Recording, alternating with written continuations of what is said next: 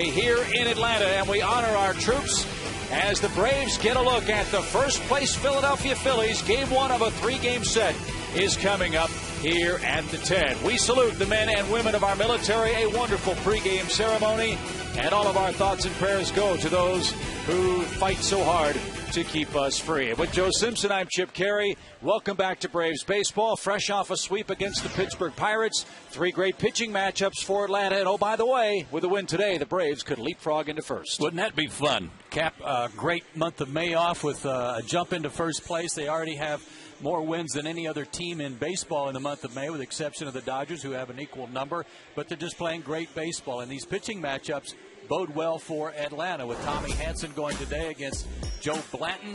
Hanson looks like he's back on the right track after a good outing down in Florida. Tim Hudson's as good as anybody in the month of May against Cole Hamels, who's also pitched pretty well for the Phillies despite their lack of offense. And then Lowe and Kendrick, and that might be the game of the series, that third one, to decide who wins the series. So we'll see how it plays out. I think it's going to be a fun series to watch. I just hope the Braves take it like any other series that they've been playing here in the month of May and just keep doing what they're doing, regardless of who the opponent is. Games 7, 8, and 9 against the Phillies. We're already halfway through at the end of the series. Our head-to-head matchups with the Fightin' Phils. They're not hitting. The Braves are, and that's a trend we hope continues as we play for the final time in the month of May.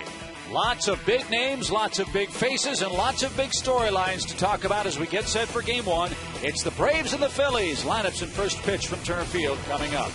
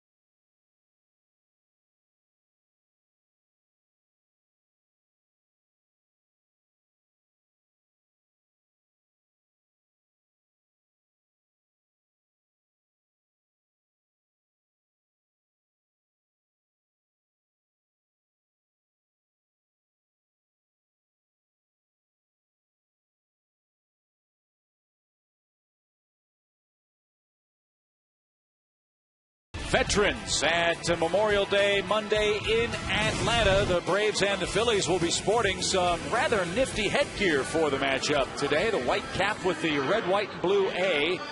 And those caps are on sale for fans who like them at MLB.com. All the proceeds go back to the Welcome Back Veterans Group. They've already earned up to $8 million in grants, up to 30 nonprofit organizations, and all of that money goes to help veterans' families who are in the greatest need. I think that's a gesture. I think it's awesome. I talked to Bobby about his before the ball game. I said, hey, that's looking pretty good. He goes, yeah, I think it does too. He was very proud of it. So just a great way to start Memorial Day here in Monday. And speaking of great starts, hopefully Tommy's got one up his sleeve. Let's hope it's a better one than he made April 20th against the Phillies. He got no decision. The Braves won that game late. He only went 4 2/3 innings and threw 102 pitches. He's got to be more aggressive against these guys. His home and road splits, not all that good. Of course, that ERA includes those 8 runs in 1 inning against the Reds the last time he pitched at home, so he certainly wants better than that today here against a cold-hitting ball club. And a club that's got Ross Glode leading off. Not Victorino, not Rollins, who's hurt, but Ross Glode, who takes a ball low and inside. 76 degrees in Atlanta. Breeze blowing from left to right. Cloud cover starting to burn off this afternoon. And there is rain all around the metro Atlanta area. Hopefully it will stay off again in the 4th game of this homestand.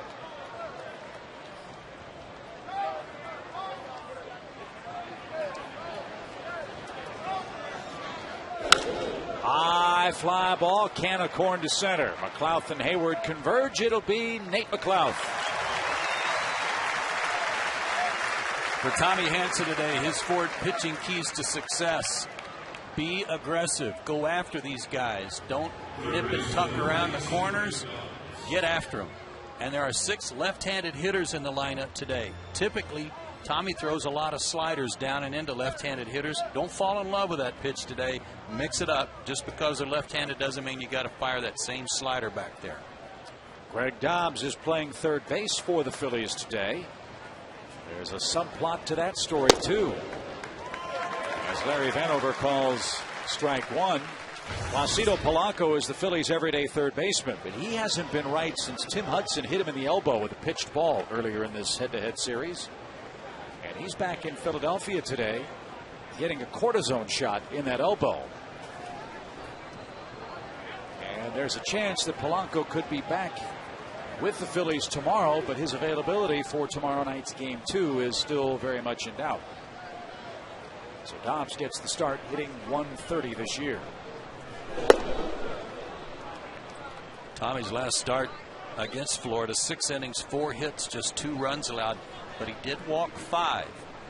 And against a team that's not swinging the bat very well and a one that can jump up and bite you, you don't want to walk a bunch of guys today.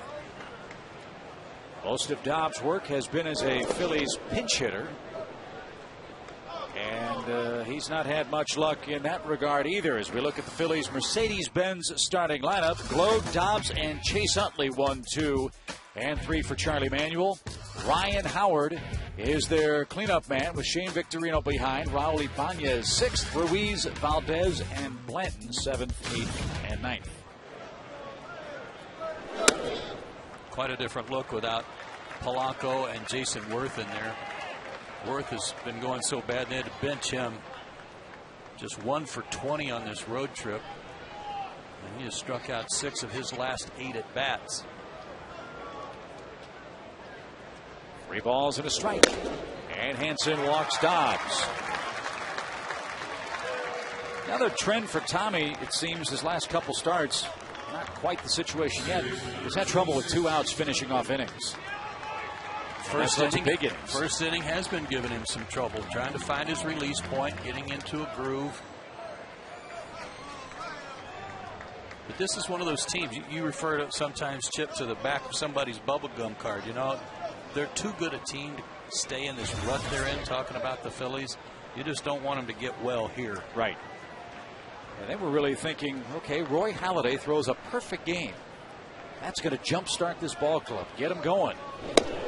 Well, they only won that game 1-0 and then came back the next day against the Marlins and lost 1-0. Yeah, and they might still be playing that perfect game were it not for an unearned run, a mistake made by an outfielder. 3 guys in the middle of their lineup really scuffling. Utley's lost 30 points on his average over this stretch. Just 2 RBIs between these 2 guys. Runner goes, good jump, and ripped into the seats, foul by Chase Utley. That's a break. It looked like Dobbs had that base stolen. Huge jump. And that's something the Phillies have been trying you know, they've always been a very successful base stealing team. So Charlie's been trying to get their offense going a little bit by running some more. And right there you saw a case of a hit and run play, perhaps, to try to get them going. But sure enough, when your club's struggling, guy gets a good jump, one of your best hitters hits a foul ball instead of taking a pitch. Or putting it in play if indeed it was the hit and run. So a break for Tommy Hanson. Count 1 ball, 1 strike to Chase Utley, first inning here in Atlanta.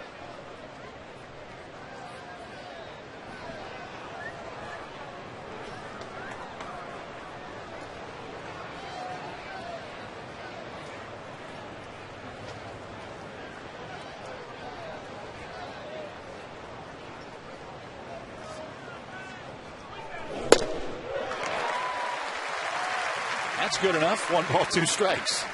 Yeah, that's not even his A fastball. I think that was about 93. But in on Utley enough that he couldn't get the barrel out there.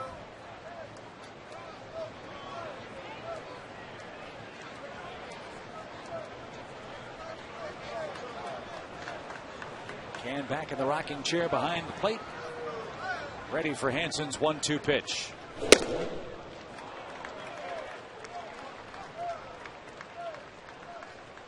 Remember that last start here at home, that day game against the Reds? Tommy said he was a little dizzy, even warming up. He wasn't right. And while it's not even close to being hot today, it is very humid.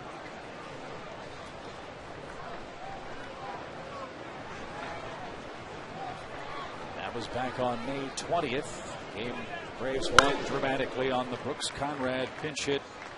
I can't believe it's a grand slam home run. Yeah.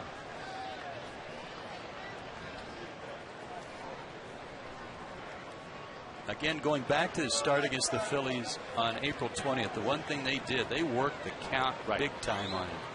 And he racked up a ton of pitches and had only given up 2 runs in the 5th inning, but he'd thrown 102 pitches. He was worn out. Utley spoiled a couple in his first at bat. 2 balls, 2 strikes. And he'll see another as Tommy will throw a 15th pitch in this opening inning.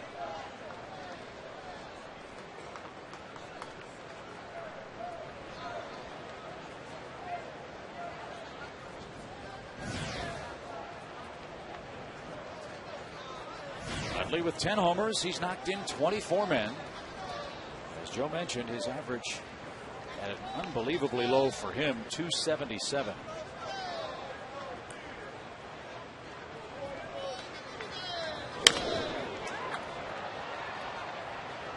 You said something to the effect of reversal of fortunes a minute ago, Chip, and that's true. The Phillies have taken 4 out of 6 games from the Braves, but it was at a time when Atlanta just wasn't hitting anything. Just really awful. And now it's the other way around. The Braves are scoring a lot of runs, playing great baseball, and have the best home record in all of baseball at 16-6. Well, it's been a great month. And it's been a 25-man effort. It's not just been 1 or 2 guys. Everybody's contributing. Runner goes 2-2. Big jump, and Utley another laser. This one rockets into the crowd, and the Braves go to the top step and make sure everybody's all right. That was squared up. And you got a young man in the knee.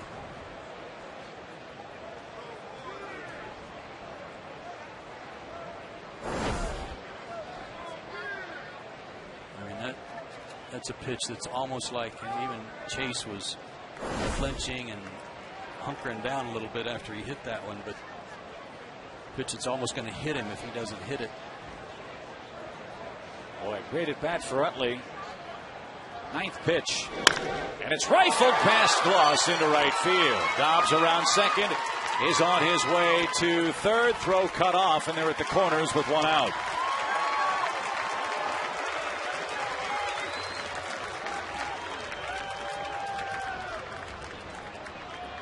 The more a hitter sees a pitcher in an at-bat, the more the odds swing to him in terms of being able to put the ball in play. Everything thrown to him there was hard, Chip. Everything, fastball, hard sliders. Everything was hard. There wasn't one off-speed pitch in that whole sequence. So Utley, who has just 2 hits in his last 23 at-bats, singles in his first trip against Hansen today, and now Ryan Howard, the batter. Howard at 288.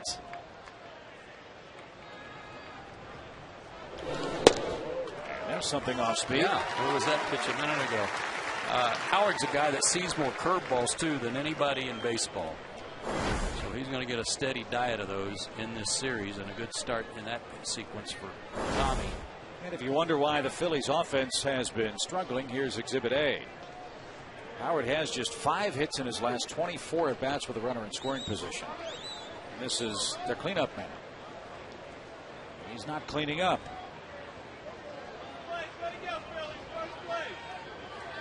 Here's where you'd love a ground ball and a chance to end the inning with a double play. There's the ground ball. Kloss to second one. Return throw to first. He got it.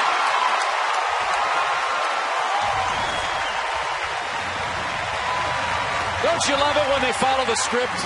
They were listening. Phillies fail to score again in the first.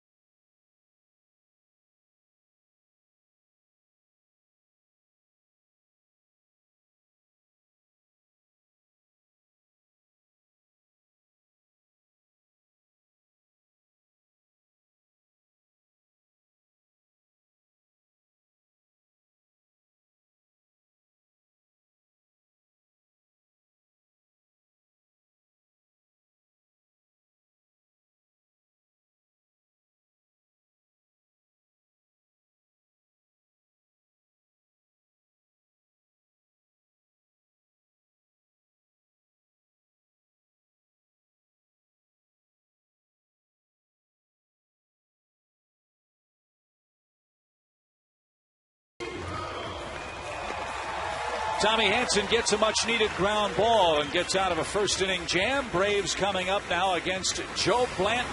Braves have Martin Prado, Jason Hayward, and Chipper Jones 1, 2, and 3 in our Mercedes-Benz starting lineups. Brian McCann is back. Troy Gloss leads the league with the most RBIs in May. Eric Hinsky back in left with the lower third of Yunel Escobar, Nate McLeod, and Tommy Hansen.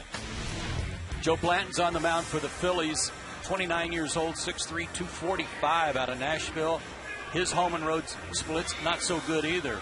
On the road, a 7.30 ERA. However, this guy has not allowed a hit or a run in the first inning in any of his first 5 starts. His keys to success from Ford: can't hang that curveball, not in this ballpark on a day game. And he might need to drive in a run today to help himself because he's a pretty good hitter. And so's the guy he's facing in Martin Prado. All Martin has done in the last 4 games for the Braves is rack up 10 hits in 20 at-bats. And with that .500 average, has again moved to the top spot in the National League in batting average at .325.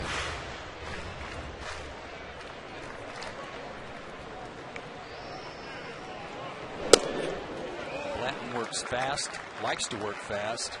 Fastball, curveball, slider, and change. I'd rate his curveball as his best pitch in terms of being an out pitch. Fly ball, center field. That's hit number 70 for Martin Prado. And that is the first hit allowed by Blanton in the first inning in his 6 starts this season. Coming into play today, Martin, since he's moved into the leadoff spot, 15 games. He's hit .379. He scored 16 runs over those 15 games, and the Braves 12-3 over that stretch. Chipper said that last night after the game. Talked about this resurgence in the offense. He credited to the change in the lineup, moving Martin to the top, Hayward to number 2, and he said it's really helped the guys in the middle of the order drive in runs. Kind of funny, 2 years in a row, Prado's been in the middle of a big lineup change, and the Braves have taken off. Now Hayward hits with a man aboard. And he lines that ball deep center. Victorino back on the track, hauls it in for the first out, and that ball was squared up.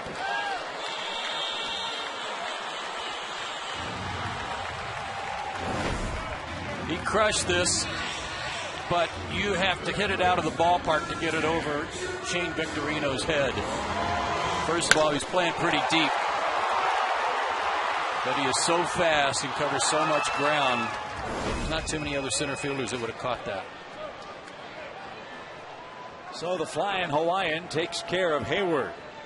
And Prado at first for Chipper Jones, who has a 4-game hit streak working. Quietly, his average has crept over 240. He's on his way back to being Chipper Jones again, as far as the batting average is concerned.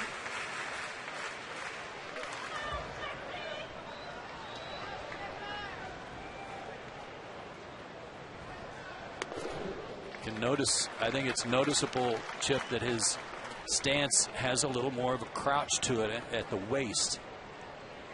And he talked about that down in Florida, how he was going to try to maybe tilt over just a little bit to help him stay on the ball a little bit longer. I was going to ask you, it seems like such a subtle thing as a hitter. It gives you a better look. Well, for him, it might help provide him a little power if he stays over his feet a little bit longer, doesn't kind of shift his weight to his heels. He's going to be able to drive the ball a little bit better too, especially anything middle of the plate in.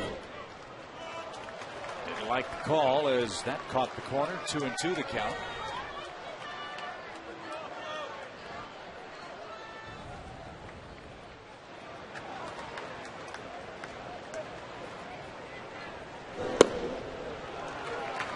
Another off-speed pitch, but low. 3-2.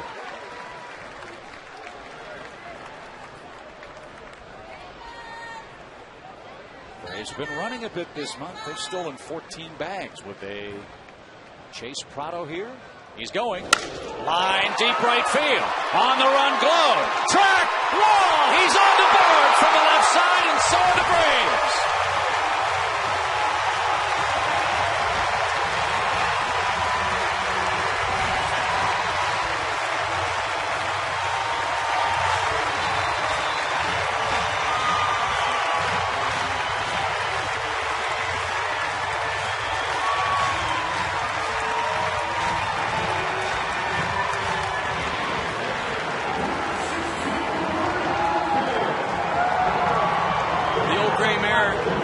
She used to be, but she's still got a trot or two left in her.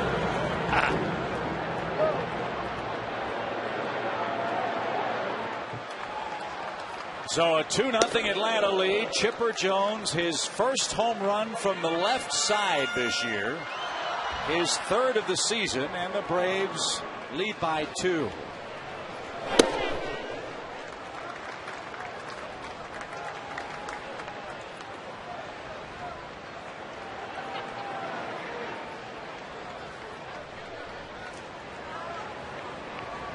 The Phillies, deja vu. Chance to score. They don't. And now the Braves swinging a hot bat in May, averaging almost 6 runs a game, have struck first. 142 plate appearances since his last homer left-handed, and it's his first homer this year since April 16th against Colorado. And that 142 mark, the second longest of his career between homers as a left-hand hitter. And he missed it by 2 plate appearances. And again, this guy hadn't given up a hit or a run in the first inning all year. Another high fly ball hammered to right center field. Victorino going back at the wall. Has a step to spare. And McCann and the Braves are hitting it a mile. Again, take a look at Chipper. A little crouched over at the waist, so he's down through that ball a little bit. Even though his top hand came off the bat, he's got a little something left in the swing. Off-speed pitch. Look at Ruiz. He was popping out there getting ready to get a strike three, throw him out, double play. And Chipper got that ball out front. Put the Braves on top. And oh, by the way, the 2 outs made this inning have not been quiet ones either. Troy Glaus hasn't made many quiet outs all month. 25 runs batted in May and a hefty .323 average. Oh, Jim Lovell, did you check out Lovey's shirt down there? No. Wow. Memorial Day special. Yeah, baby. Stars and Stripes. Another high fly ball right center field. Gloat on the run at the wall. It's off his glove. Glaus will stand at second with 2 outs.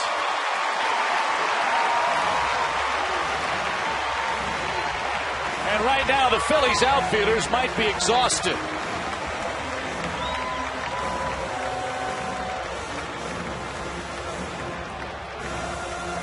Joe Blanton had given up 6 homers in his first 5 starts.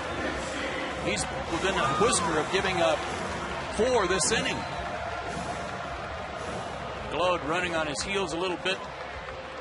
Couldn't track that one down. We will wait for the scoring as Eric Hinsky digs in and takes a strike, and that is ruled an E9 on Gloat.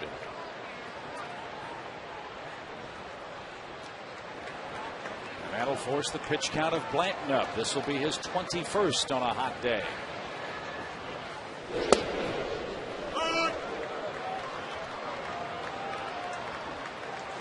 Be nice to steal another run right here.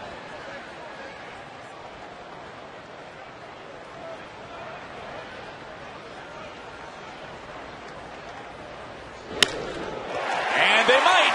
Base hit right. Glaus around third. Gloat loads up. His throw off target. And an unearned run makes it 3-0.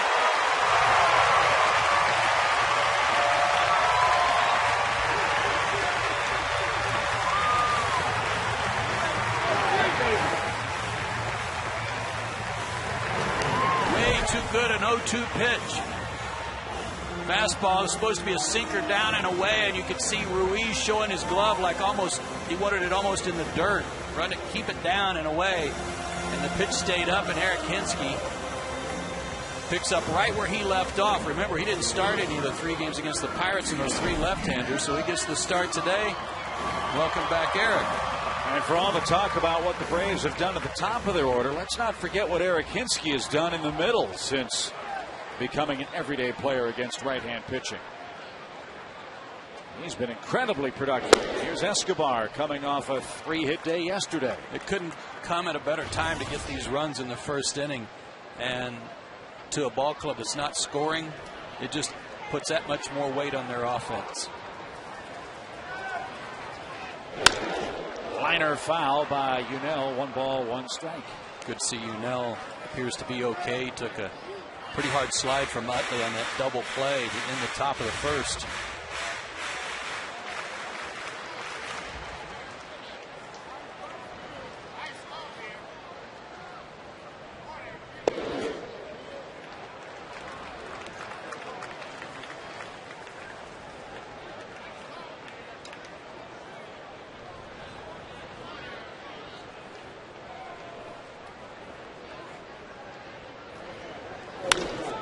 That's into right.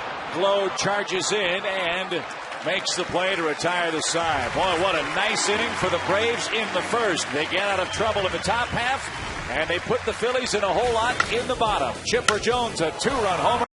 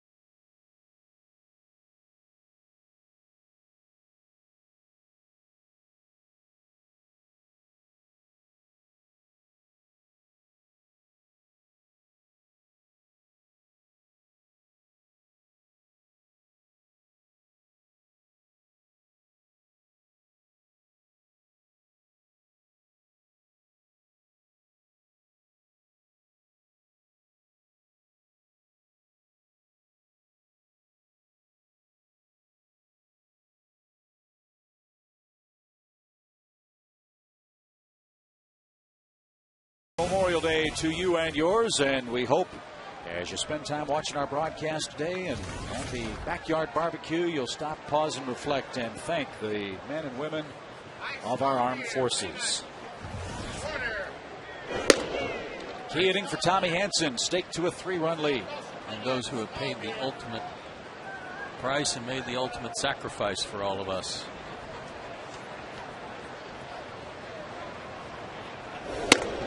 Yeah, don't come out here and start walking people again. Go after them.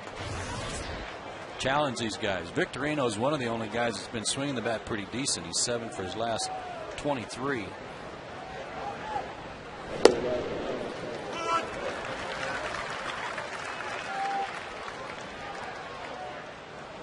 Hitting 5th today for the Phillies. When Jimmy Rollins comes back, he'll hit 7th, which makes them a much better offensive club. With the struggles of Worth, Rollins out. Much different looking Phillies lineup for Charlie Manuel today as they try to put an end to what's been a miserable month of May for them, at least the end of it.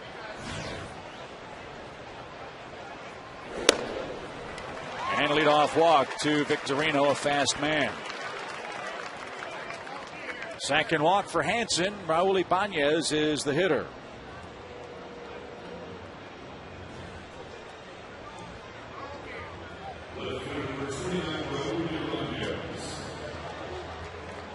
Take a look at this from behind Tommy Hanson. He talks about his line, that he's got to keep this line working here to home plate.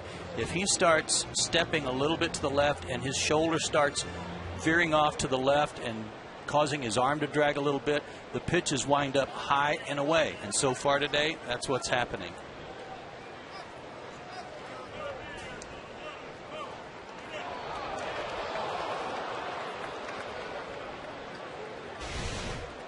So he's got to fix that in a big hurry. Ibanez has some power.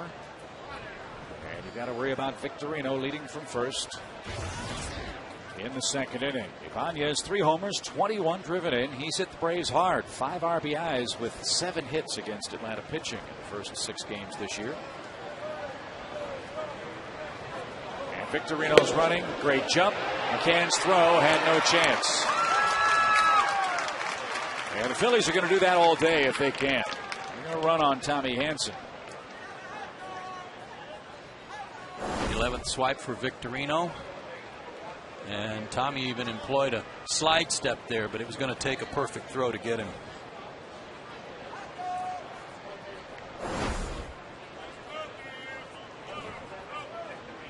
Here's Ibanez now with a runner at second, and a pickoff play is on. Just to keep Shane close to the second base pillow.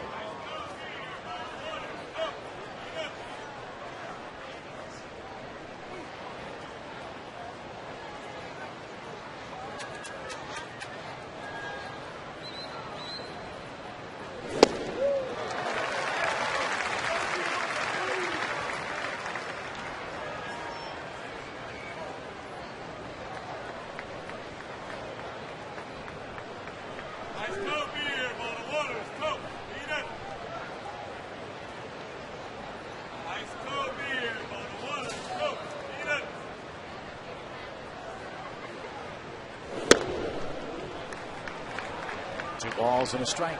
In some ways, working out of the stretch might help him maintain that line that he refers to and talks about, simply because he doesn't have as many moving parts out of the stretch as he does out of the windup.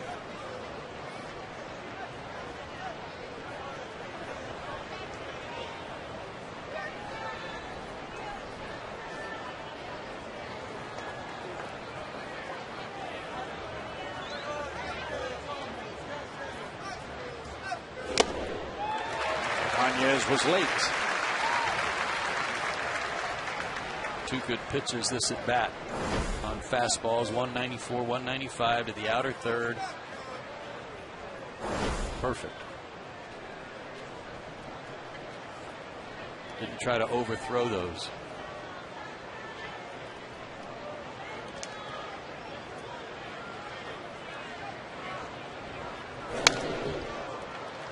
Pretty good cut by Ibanez to stay alive.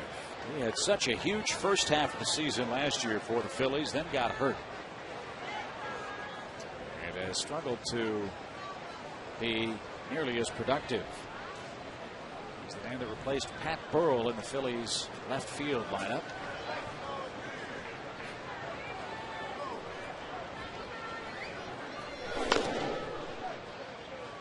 And bounces that ball foul past Davey Lopes, the Phillies first base coach. 2 balls, 2 strikes.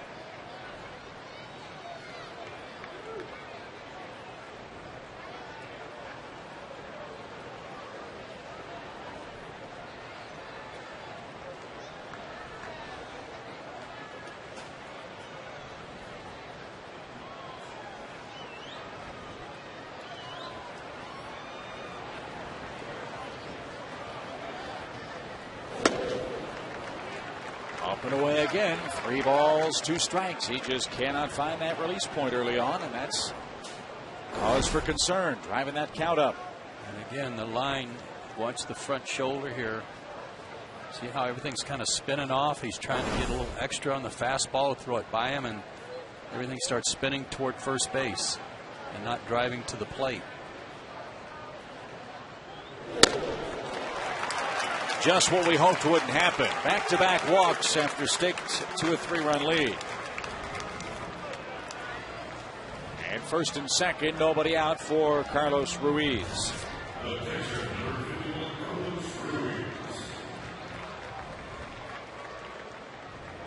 And a second inning chat from pitching coach Roger McDowell. And hopefully one with a little gravel in the voice.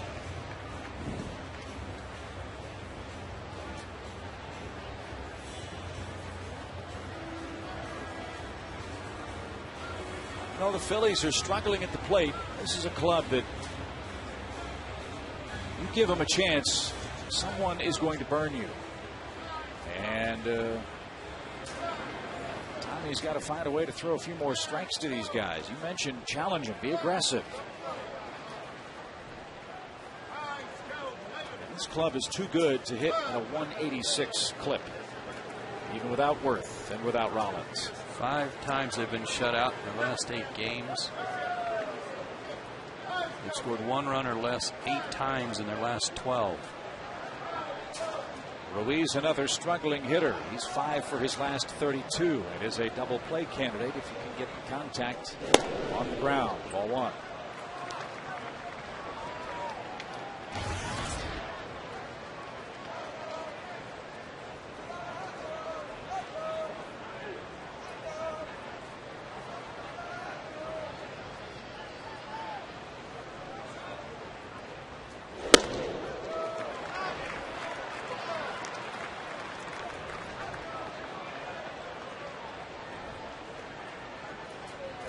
That's a Tommy to Tommy chat going on right now.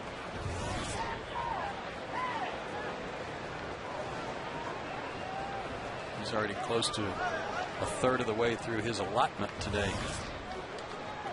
And does not yet have an out. 2 balls, no strikes in the second inning. High pop fly. That will carry out. Who wants it? It'll be McLeod. There's the catch. And a nice throw to hold Victorino at second. There's the first out.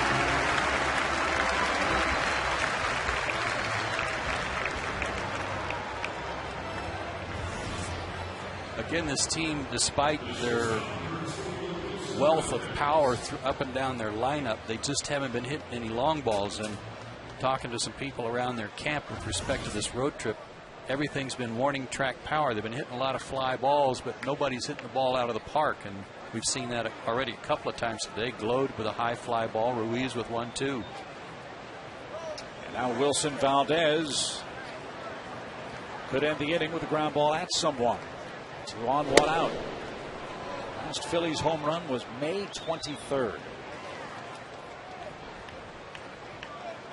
It's been a long time since this powerful hitting bunch has had a team-wide slump like that.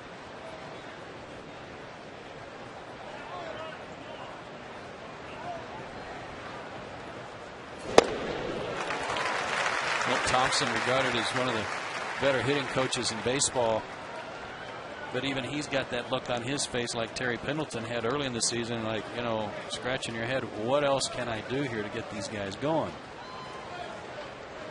And that's just it, isn't it? They played themselves into it. They've got to play themselves out of it.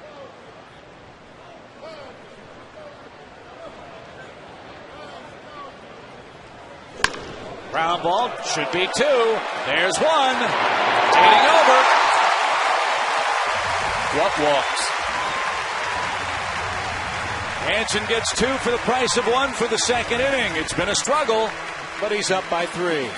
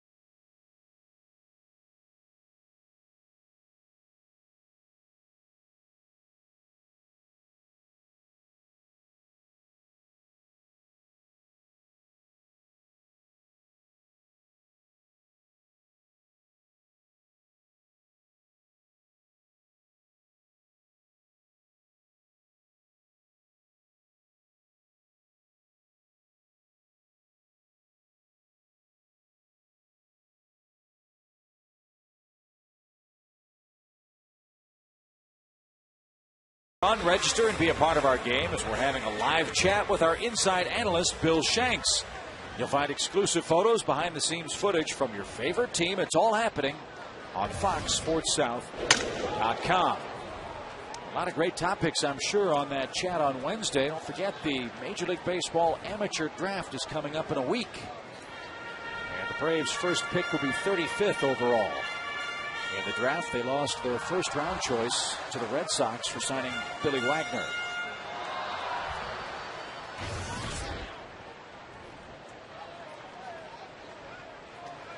Nate McLeod is the hitter. And is behind quickly 0-2. As rough a night as Nate had last night, he had a key at bat with 1 out in the 8th. Drawing a walk, stealing a base, scoring a run. That one bounced toward Ryan Howard. He'll take it to the back. And McLeod is the first out in the second inning. And pitcher Tommy Hansen will dig in. Even though Nate made an out, he made contact. Maybe that's a sign. And I mean that without any sarcasm whatsoever. Right. Cut down on the strikeouts. You got a chance to, if you put it in play, you got a chance to reach. Continues to work tirelessly in the cage and with Terry Pendleton. The results just haven't been there, but still a lot of time to get on track today as Hansen, 1 for 18 at the plate this year, is ahead in the count.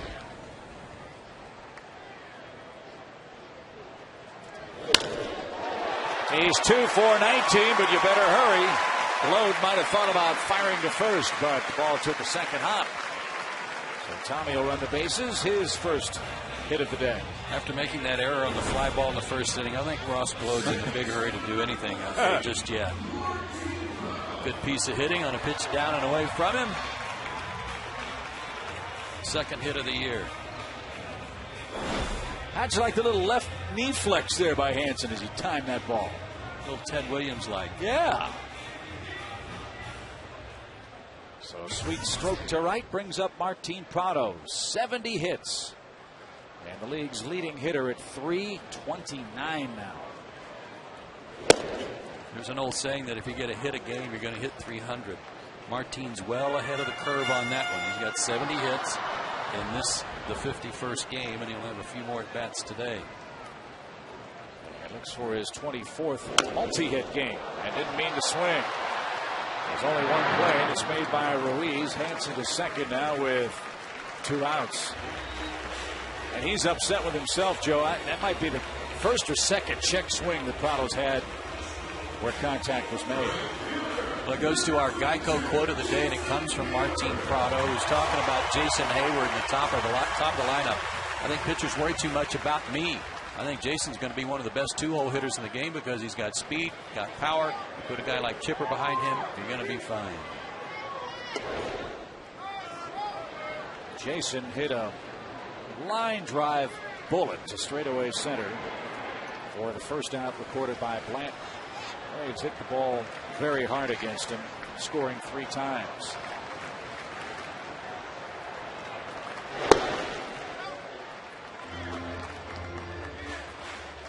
Jason's second month in the big leagues has been unbelievable, hitting .358 in May. 19 runs, 19 RBIs. And in 24 games this month, Jason Hayward has struck out 9 times and has walked 16 times. That's impressive. How many total strikeouts for the year? 35. That's great, sir. Make it 36 as Blanton outguessed him to retire the side in inning number 2. Tommy Hansen picks up a hit. He'll go to the third with a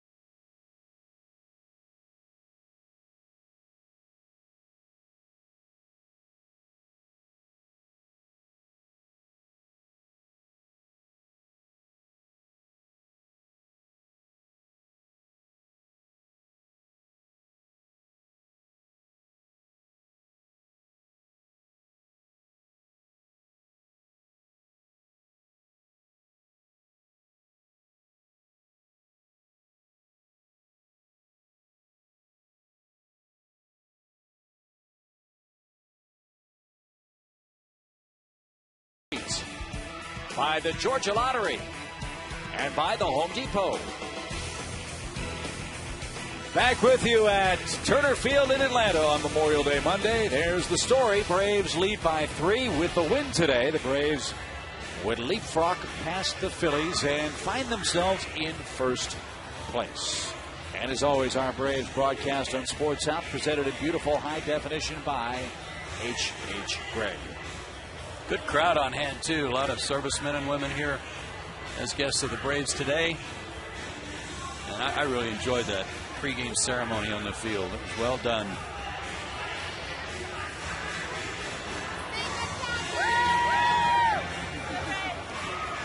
Compliments to the young woman who sang the national anthem from Fort Benning, Georgia.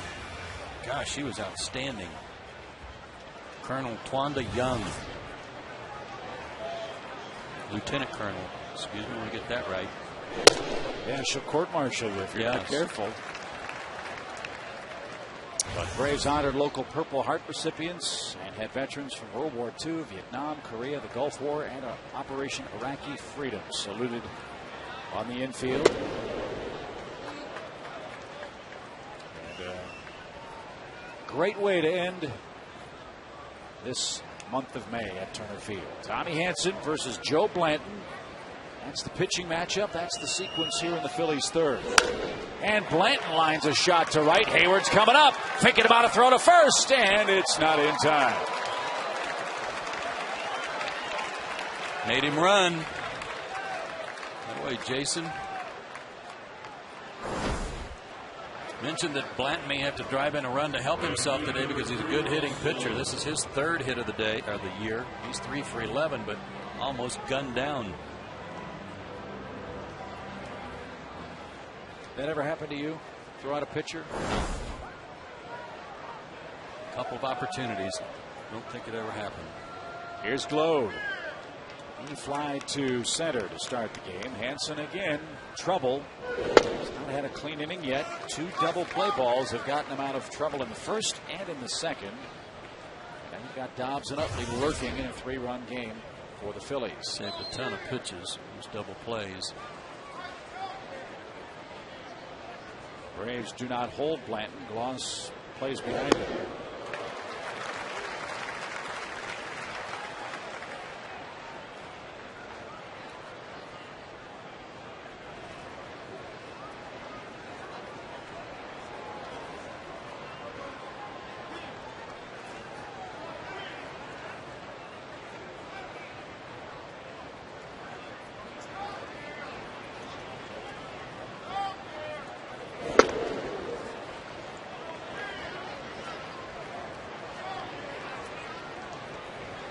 One ball, 2 strikes.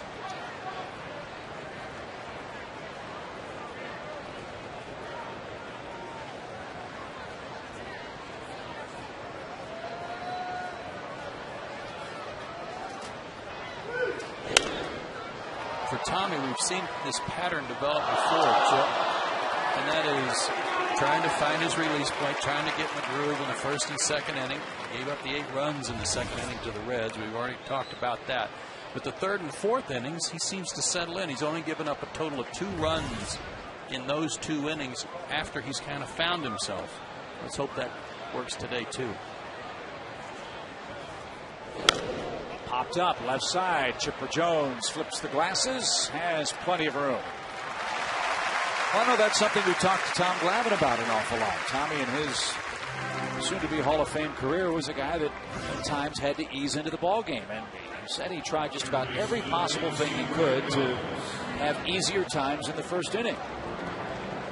Pitch differently in the bullpen. The pitch. He said he finally just got to a point and said, "Okay, get what you want here, and then you're done." That's it, right? But so far, it has been a tale for Tommy Hanson. A tough first 2 innings, and then settles in. If you don't get him then, you may not get him at all. That's what the Braves are hoping for today with Dobbs up. And that's, I think, the key right there. Strike 1. Yep. Get ahead. Be aggressive. Put them on the defensive. Get some early outs, if nothing else. If they swing at the first pitch and put it in play, you get an early out. He's thrown strike 1 to just 5 of the first 11 hitters he is faced with Phillies today. And do you, as a pitcher, pitch to the reputation of the club, or do you pitch to how they're swinging the bats that day? Well, you got to respect the fact that they are who they are, and they've been to the World Series the last 2 years, and that they can just absolutely clobber the baseball. But yeah, you go over those scouting reports and you watch some video and you see what these guys have been doing and how they've been chasing bad pitches, and it gives you a little confidence, saying maybe I don't have to be so fine today. Maybe I can, pitch more to thirds of the plate instead of the black corners of the plate. I mean, as a hitter, when you stood in, did you face a pitcher and think about his reputation or the kind of stuff he had that day? Well, I went based on what I knew of him, how many times I'd faced him and what he had, and then it was that particular day to discover whether or not he had good stuff or not. You find that out pretty quick. A ball, 2 strikes. Blanton spent this entire inning on the base paths. That might be a key to follow. And Dobbs stays alive.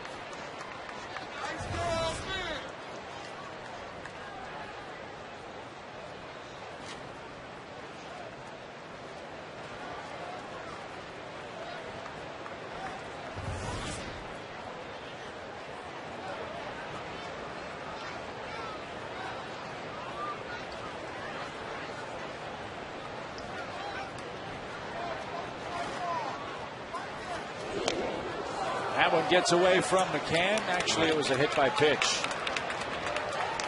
So Dobbs will take first. Bobby Cox is going to come out and argue that. And that really hurts. Dobbs reaches on a 1-2 count.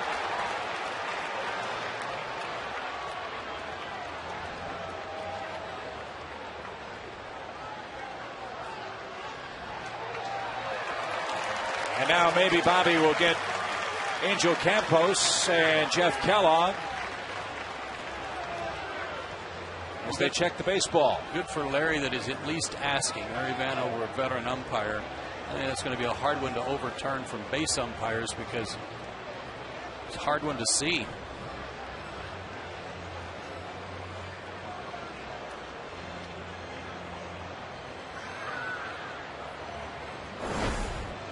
Here's the pitch. Down and in. It catches pant leg. Doesn't look like it. It hit the umpire's shin guard. And now Charlie Manuel's going to come out. Oh, maybe it didn't. You know what? Looked like it did catch his pant leg. From that angle, it did appear like it hit his leg. But I'll say this: Greg Dobbs was very reluctant almost to leave the batter's box and pitch his bat away. It wasn't until Larry Vanover pointed to first base that Dobbs even left. But if I'm Charlie Manuel, my beef is how in the world can a base umpire tell if a pitch hit a batter if you didn't? And my assumption would be that the deciding vote might have come from Mark Carlson. And that's exactly what Charlie wanted. He wanted to get thrown out of this game.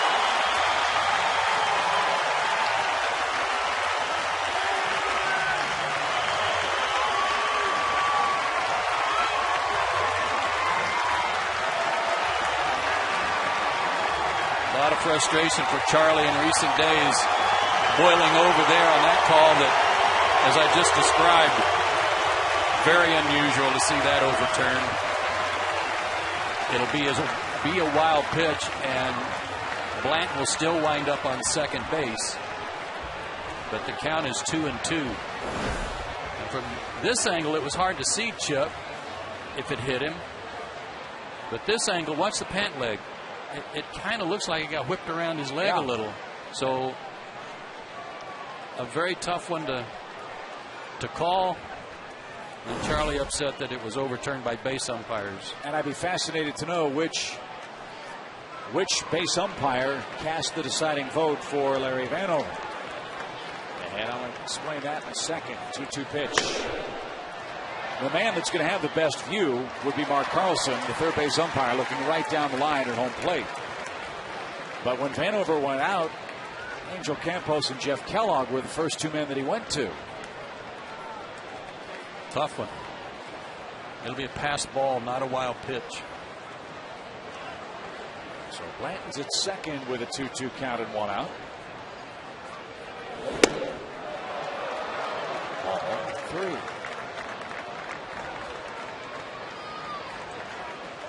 Well, he's got a second chance at this guy. Don't lose him. Not with Utley and Howard coming up. This guy's hitting $130.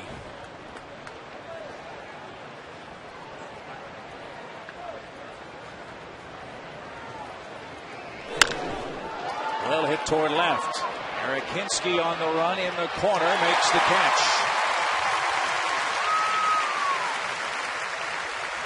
So there's your second out.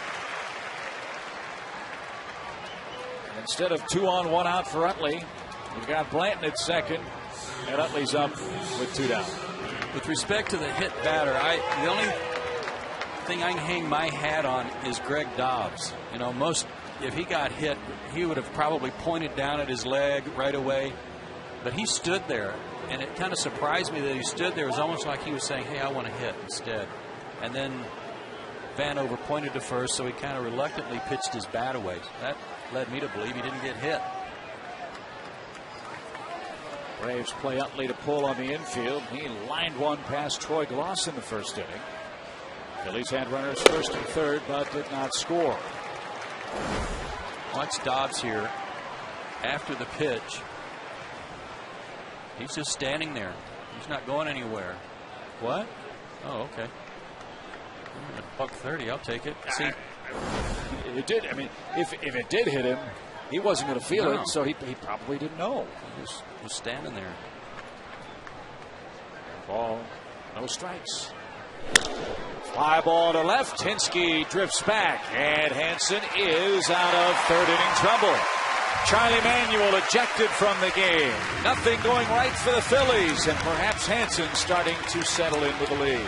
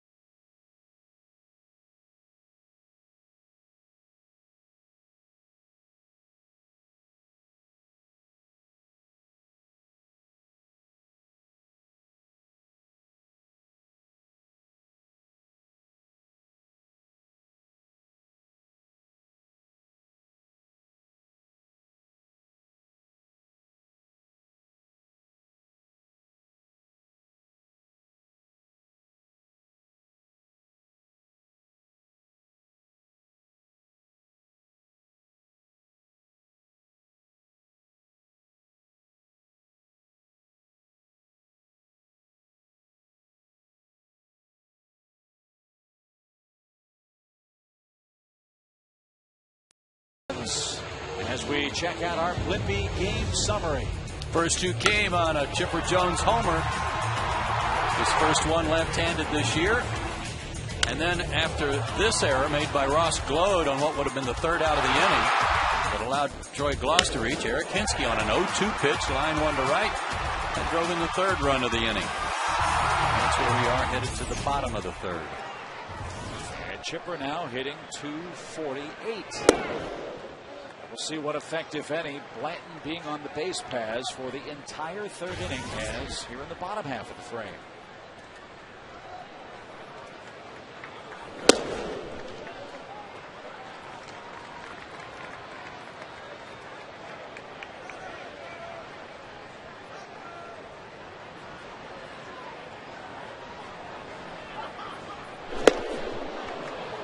Blanton last year was 12-8 for the Phillies. Made 31 starts. Gave up 30 home runs for them. Some of that a product of the ballpark in which he pitches. He's allowed 7 home runs this season, including the one to Chipper we just showed you. He's been a great pickup for them, though, after they got him 2 years ago from Oakland. Went undefeated in their run to the World Championship 2 years ago. Ground ball by Chipper. Ryan Howard keeps the glove on the dirt. And Chipper Jones is the first out in the bottom of our third inning. Fans, you are cordially invited to the 2010 Braves Diamond Gala, Sunday, June 27th at the Lowe's Hotel. It benefits the Braves Foundation. The Diamond Gala is a star-studded night of casino games, entertainment, silent and live auctions alongside Braves players, coaches, and alumni. For tickets or more information, visit braves.com/gala.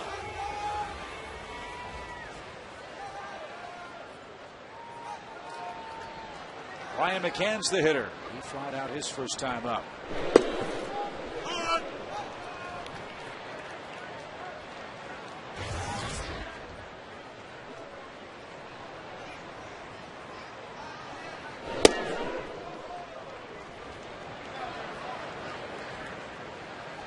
Brian's just tickled to death to be back in there.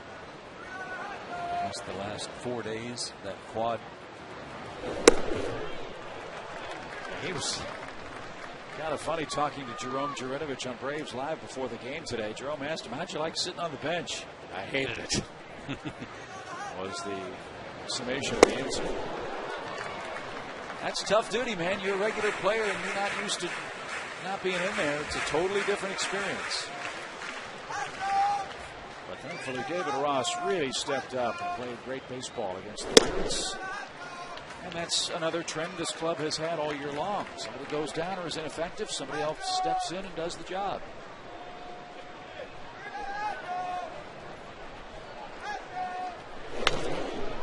The thing about hitting on against Blanton, you know that he really can't throw the ball by you, but in a sense he can, because he kind of lulls you to sleep with his curveball and his changeup. But you can't go up there trying to pull him because of those pitches.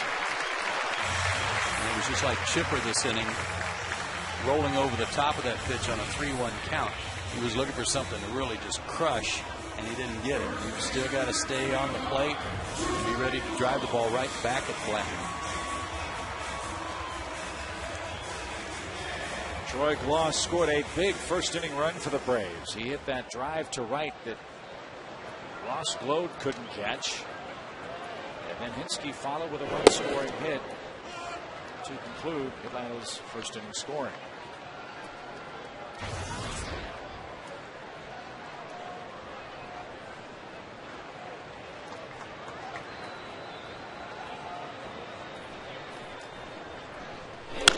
Liner into left. McCann, a big turn. He's going to try, sore quad and all. The throw's cut off. I think he surprised the Phillies there. He surprised me. First and third, one out.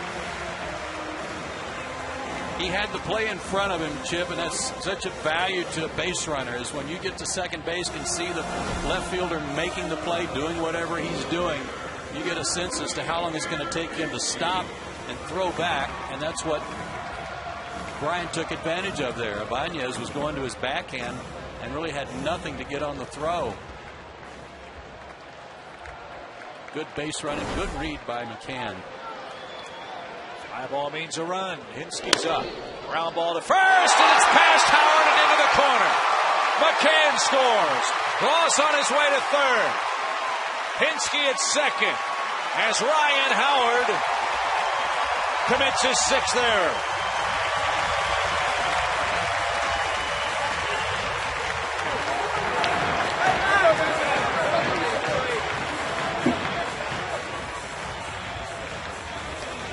This is the way it's going for this club right now. Ryan Howard's defense the last year or so has really improved. Working tirelessly in spring training a year ago with Sam Perlazzo, their third base coach, to really improve his glove work. But he just flat missed that one on what he thought might be a chance to get a step on first, throw to second, double play, and get out of the inning. But you got to catch it first. Second error of the game for the Phillies. 4-0. Braves have the lead. And Yunel Escobar is the batter with one out. Well, that Philly fan we just showed on your screen looked like he was choking on his scrapple. I know I would be. Yeah.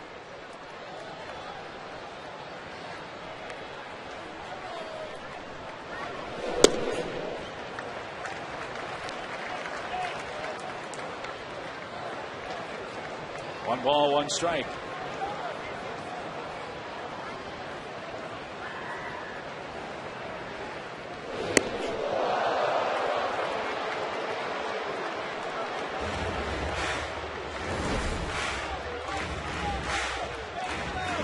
Just a high curveball and not that close.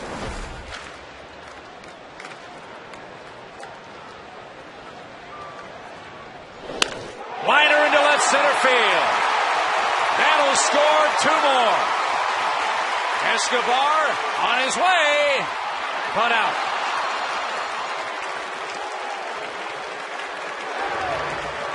Give him a single, give him 2 RBIs, but he's thrown out for the second out.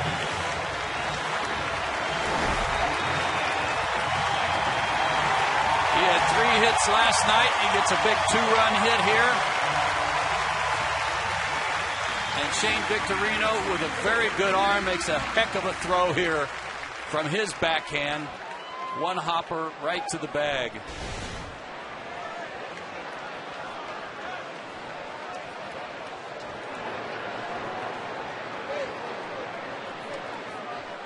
Putout goes 8-4. And let's see how close the play at second was.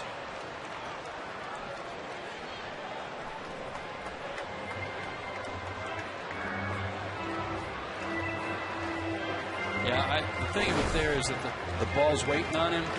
Unell started to slide a little too early, so he's kind of coasting for the longest time to try. I was wondering if he's even going to get to the base. And with the throw waiting on him, even though it may have looked like his hand might have dodged the tag of Utley, you're not going to win that fight too often. Ball and 2 strikes to Nate McLeod. A walk, a single, an error off the bat of Hinsky, who was, by the way, credited with an RBI on that play. And Escobar followed with a 2-run scoring single before being thrown out at second. Nate McLeod, the 6th man up in the inning, and lives to see another pitch.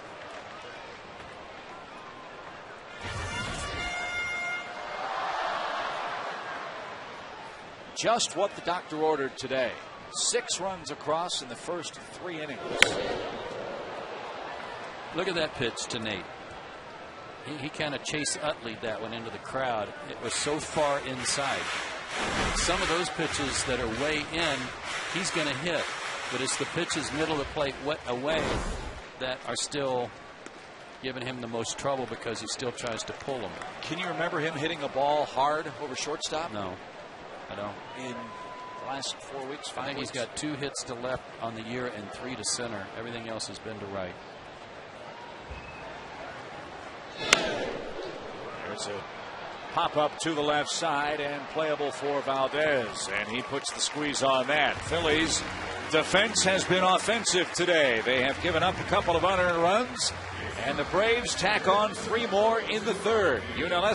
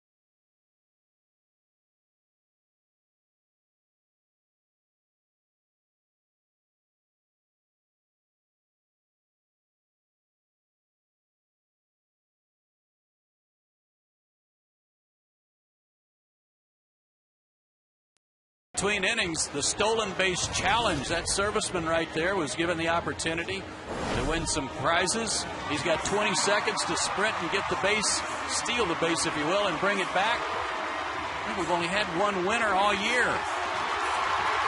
And it's our Toyota Tacoma play of the game because he was picking them up and laying them down in those boots.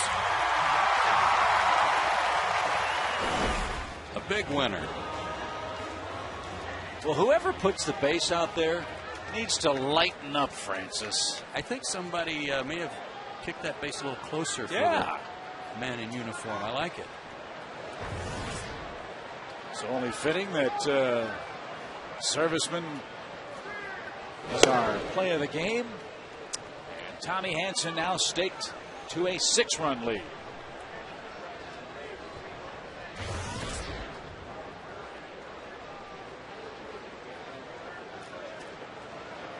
Ryan Howard hit into a double play. The Braves have the shift on for the big Phillies first baseman.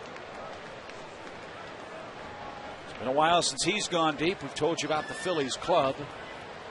And Ryan struggles with runners on base. He hasn't hit a home run in 10 days. And has, I hate to use the term, but for Ryan Howard, only 8 in the first 2 months of the season. Yeah, that's a low number for him at this stage. Shane Victorino has as many RBIs as Ryan Howard. And he's been leading off a time or two.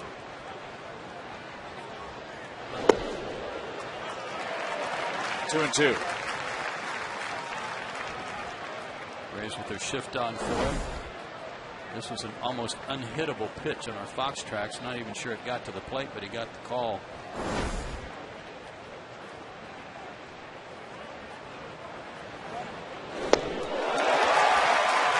Best sequence of the game for Hanson. 1 out. He's a strikeout pitcher, and that's his first one of the day. Good start for the Braves and the Phillies. 4th time now for a money and energy saving bright idea from Georgia Power. Set your thermostat to 78 degrees Fahrenheit in the summer. Visit GeorgiaPower.com for more energy saving tips. Georgia Power is a Southern company.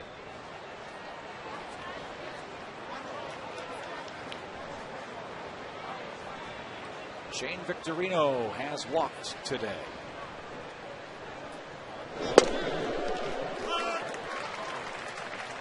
Third and fourth inning, it's like if Tommy can weather the first two, kind of settles in.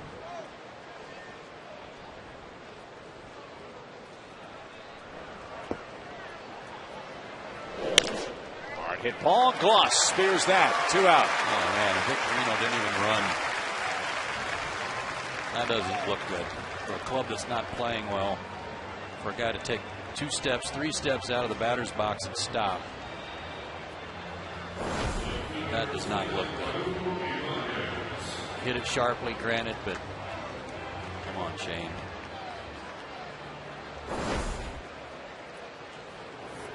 Was that the finishing line in the movie? Come on, Shane. Shane, come back. Yeah. Here's Ibanez. A strike. 6 runs on 6 Braves hits. No runs, 2 hits, 2 Phillies errors. It accounted for 2 unearned runs in the game. Charlie Manuel ejected, disputing a reversal of a hit by pitch sequence in the 3rd inning with Greg Dobbs up there. Can't blame him. Really can't. So Pete McCannon will take over as the manager.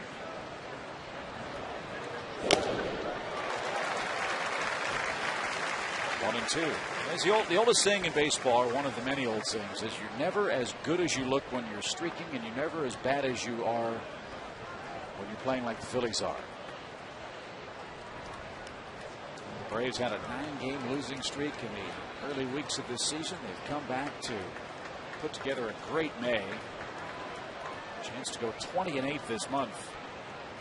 And while the Phillies have a winning record in May as well, their 6-game lead over the Braves will disappear if this score holds today. Yeah, but their winning record in May was developed in the first 2 weeks. They were 12-3 to start the month. They were 12-3. Since then, they've gone 4-8, and they've been outscored now 49-19. With this game still, the outcome still to be determined. And they made a bunch of errors. They've made now 12 errors to their opponents 1 over the last 12 games. 2 balls, 2 strikes. And they're a better team than them, quite obviously. Yeah. But it's amazing how a team like the Braves in April, how it was a team-wide slump, if you will, and how it's the same thing has infiltrated the Phillies. It's not just 1 or 2 guys. It's up and down their lineup. If you're going to have it, you'd rather have it in April and May, not August or September. There's no time to recover. As the Phillies will get Worth back in the lineup during this series. They will get Jimmy Rollins back at some point. Jay Happ is out. They've gotten Brad Lidge back. They've gone pretty injury-free the last couple of years, relatively speaking, compared to other teams, but not this year. Fly ball by Ibanez. Not much carry to it. Hinsky's been busy, and Hansen settling in. He set down 6 consecutive men and leads by a 6.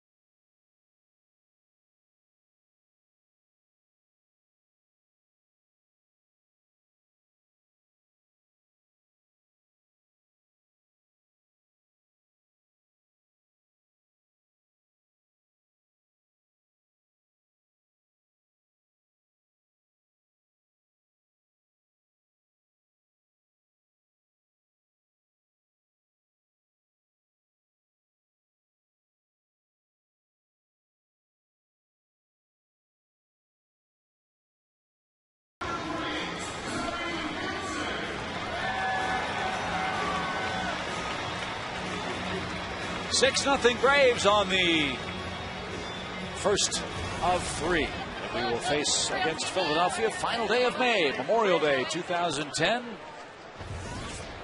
Hansen had a good cut. That is behind 0-1.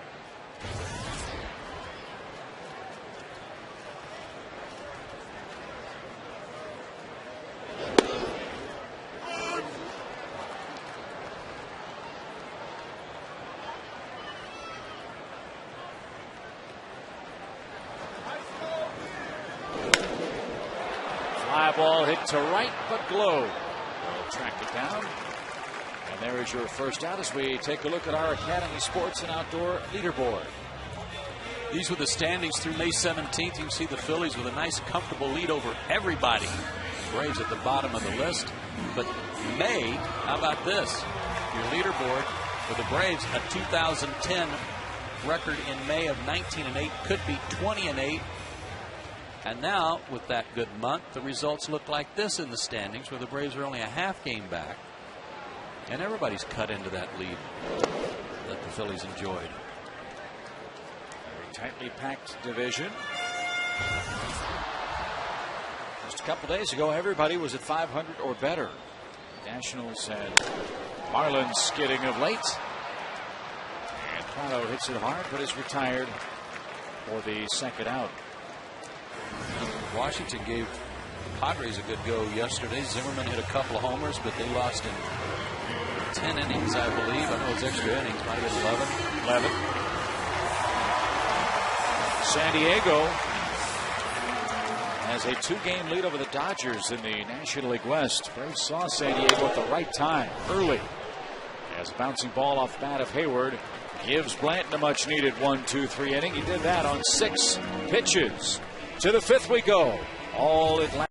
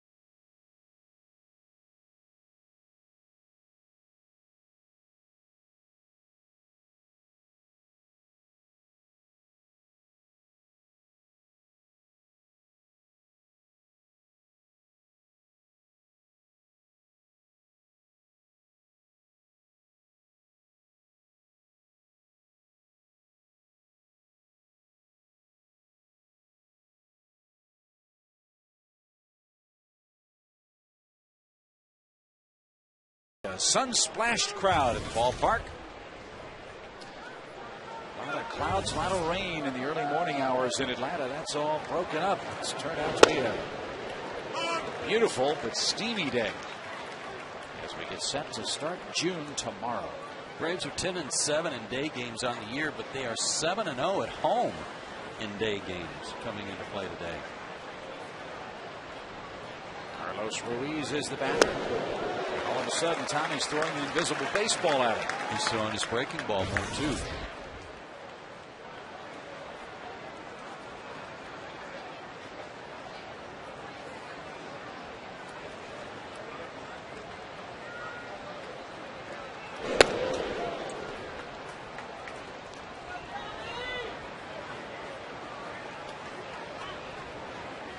And you mentioned his outing against the Phillies in April. 102 pitches and 4 innings and 2/3. That's his 75th, and Chipper to his right spears that.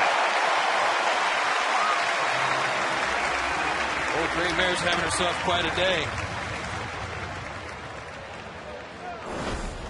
Home run and then picking this shot.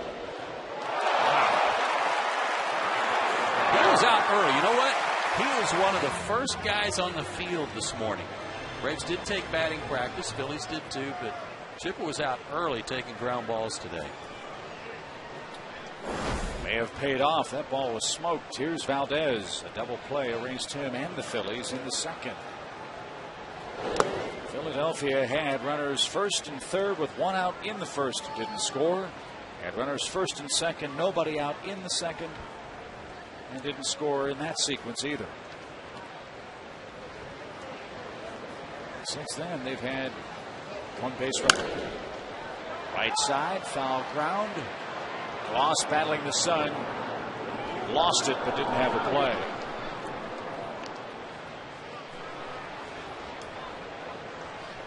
A little of that old spark back in the ballpark here in Atlanta. Lacking those white hats, too. That's part of it, too. Last time the Braves were in first place entering June 1st was in 2005. Last time we went to the playoffs.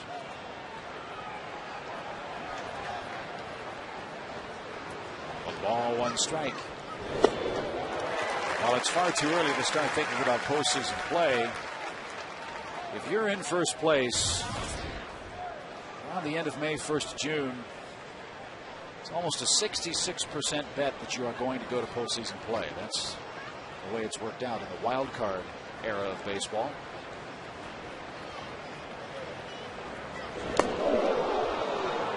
And somehow Valdez got out of the way. He thought he got hit and doesn't get this call either. Now Pete McCannon might get thrown out.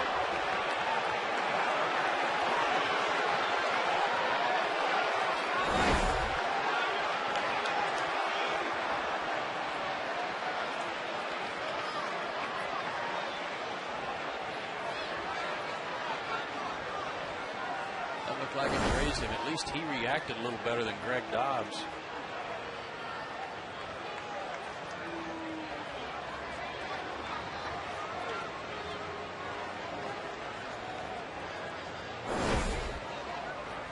Looked like the ball changed directions here, but it was a curveball too. Oh no, it changed directions. It grazed him. And no help for Ben over that time. So both of those plays have worked to the Braves' favor. And a foul ball by Valdez out of play.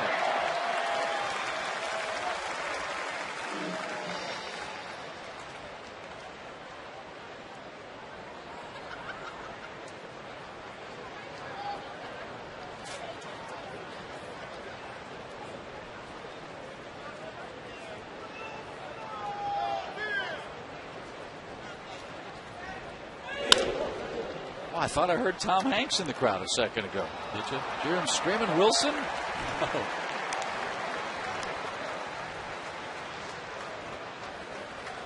He might be here today. Let's see if we can hear Tom.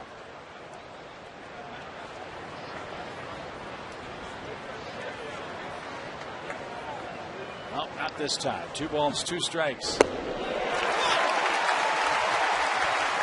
And Valdez with a parting shot as he makes his way to the Phillies bench, and he's got a case. He was hit by a pitched ball, and instead of first base, he struck out. All year long, Braves baseball on Sports South, presented by Academy Sports and Outdoors, the right stuff and the low price.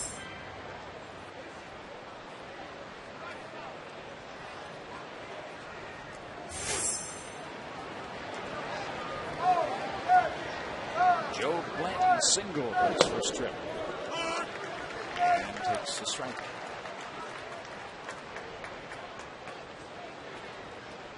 Tommy Hanson trying to pull the Braves to a 3-4 record head-to-head with the Phillies. And what's been a very oddly spaced schedule in 2010. We just saw the Marlins for the very first time. This is already our 3rd series with the Phillies. We're halfway through against Philadelphia. See him a lot right at the end of the season. And what could be, if Billy Wagner's prophecy holds true, a huge series. The final 3 games of the regular season. The Braves will host the Phillies October 1st, 2nd, and 3rd here at Turner Field. We've faced them 6 out of the last 12 games.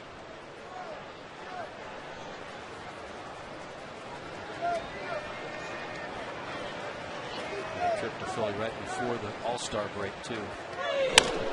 Ground ball right side. Martin Prado gives ground and throws out the Philly pitcher. 9 up, 9 down for Tommy Hanson.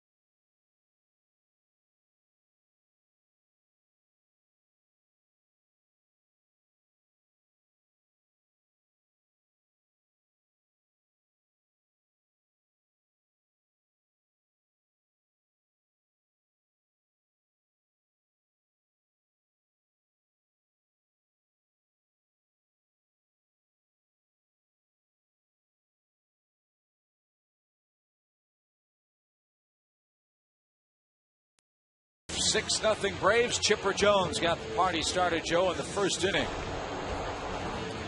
And our Airtran, how far did it fly? Home run, 378 feet. First home run since April 16th, and his first left-handed homer of the year. Good start to the series. And he galloped around. Yes, he did. The old gray mare. First left-hand hitting home run of the season. Showed that he had a trot. And he will take a 5-game hitting streak in tomorrow night's second game of this series. That has always been the way the Braves try to go about stuff. Win the first game, put you in a chance to win the series. It'll be Hudson and Hamels here tomorrow night. If you haven't made your plans, that's a 7:10 start. Joe and the comedian John Smoltz will have the broadcast over on Peachtree TV as Chipper flares out to short. And then on Wednesday, as we look at our Airtran upcoming schedule, Lowe and Kendrick before we head to the West Coast for a very long road trip. Cole Hamels is now 6-3, so after a bad year last year and a slow start, he's settling in and pitching pretty good baseball. He and Hudson will be a great matchup tomorrow night.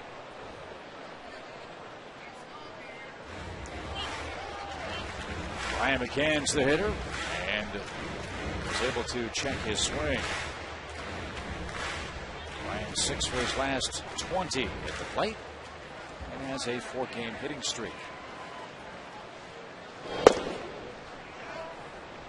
After game here on June 2nd, the Braves will not be back home for a game at Turner Field until June 15th. And that's another series you won't want to miss. Joe Madden and the Tampa Bay Rays are coming to town for a 3-game set. Then the Royals. McCann flies to center for the second out. Ned Yost is leading that Royals club, doing a good job. Kansas City Joe's playing much better baseball. And finally we get a brief road trip. 3 games in Chicago against the White Sox, and we wrap up June with 3 against the Tigers and 3 against Washington. Yeah, that stretch of games, May 21st through June 14th. The only home games for the Braves are these 6. And we're on the 4th of 6 right now. That's a long stretch before and after this road trip, before or after this homestand, rather, for the team to be on the road and to be playing as good as they're playing. 20 days off, or 20 days in a row without a day off with all those road games, too. This will be the start of a stretch where we'll really have a great idea of just how good this Braves club is. When you consider the clubs they're playing. The Phillies in first place. You've got the Dodgers, who are 2 games out in the West. Arizona, despite being in last place in their division, much tougher at home. They can hit the ball out of the park at Chase Field. They've lost 7 in a row, so they might be catching them at a good time. And then to Minnesota, where the Twins have won 18 of their first 27 games at Target Field. No new home field disadvantage out of the Metrodome for Joe Mauer and company.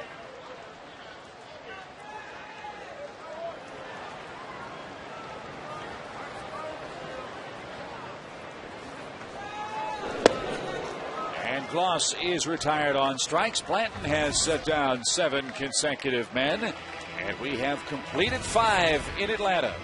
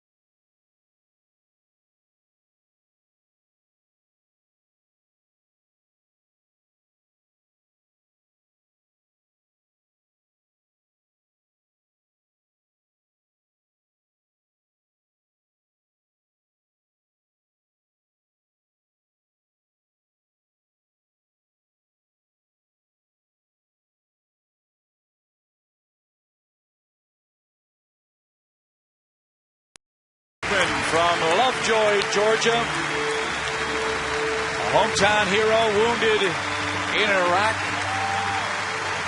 As all day long, all homestand long, the Braves have honored the men and women of our armed forces with a well-deserved thank you and salute.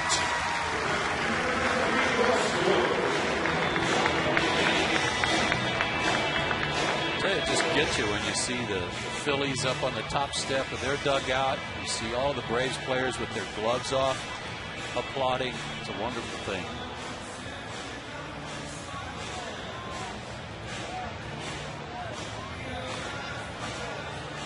Chipper King jogging off, gets some attention from Jeff Porter.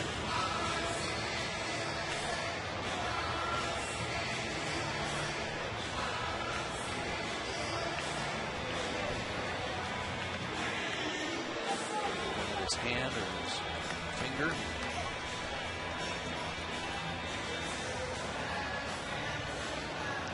So a pat on the back for Tommy Hanson as he heads over to third base.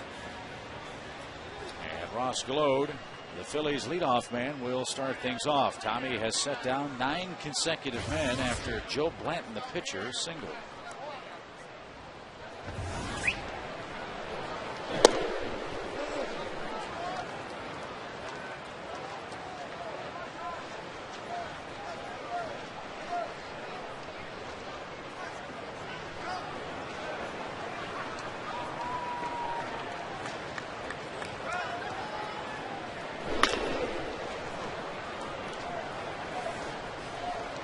Down in Florida, talking to some folks around the Marlins ball club. They were talking about how much they missed him in their clubhouse and on their team this year.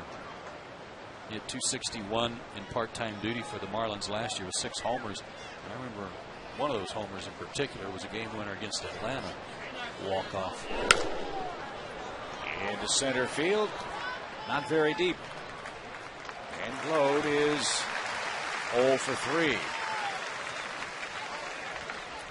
10 in a row retired by Tommy Hanson. Get your tickets now. We mentioned those interleague matchups for the Braves, June 15th through the 27th. The Tampa Bay Rays, Kansas City Royals, and Detroit Tigers will be coming to town.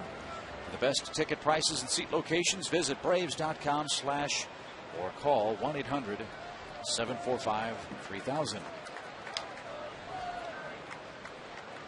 Here's Dobbs.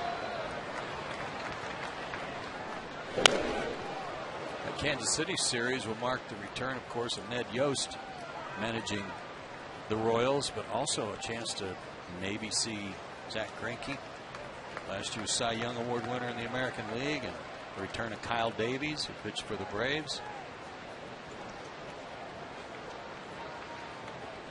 0-1 to count to Dobbs. The Royals are 9.5 games out of first place behind the Twins. They're 21 and 30 on the year. Trey Hillman started the year as their skipper. Ned Yost has taken over. He's played a game or two of 500 since he's taken over there, and that's a great chance for Ned. I know that Dayton Moore really was excited about the energy that Ned Yost will bring, and he likened that situation to the one he took over in Milwaukee. And he managed the Brewers. Hooked foul by Dobbs. 2 balls, 2 strikes.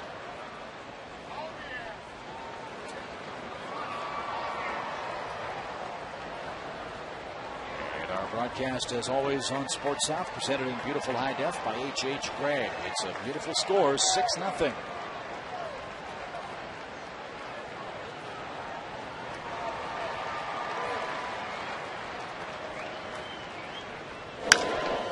In the air to left. And Eric Hinsky a couple of steps to his right. Right now, Hanson's in that groove. 11 up, 11 down for Chase Utley. He's at 94 pitches. Most of those were in the first 2 innings. Remember, he had 34 pitches while he was working in the second inning, and I said he'd already gone through about a third of his allotment. But he has settled in. obviously with the score an improvement for him, but 102 pitches and 4 2/3 when he saw the Phillies April 20th. He has discovered the magic. Here's Utley. He has one of the 2 Philadelphia hits.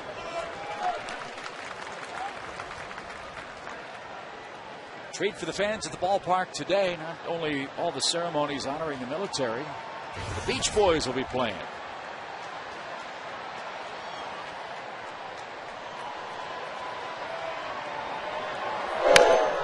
Popped him up.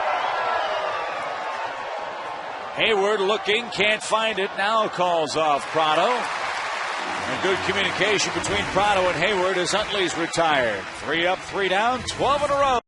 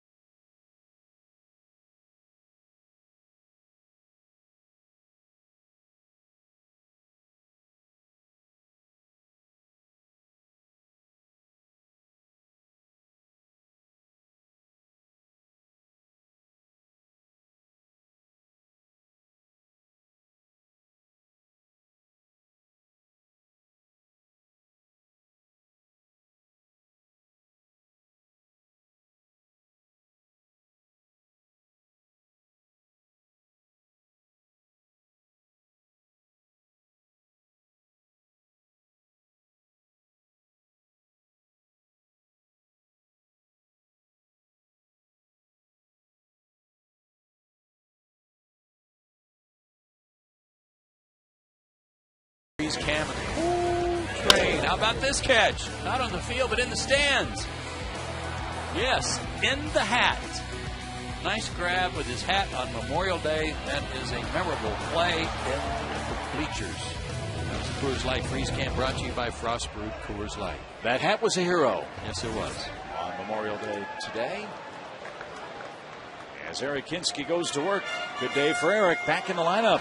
As you mentioned, he was not able to start because of all those lefties the Pirates threw at the Braves on this homestand. But back in there today with a couple of RBIs and now a towering fly ball to right for the first out in the Atlanta 6th. And Blanton settling in now. He has retired 8 straight Braves hitters.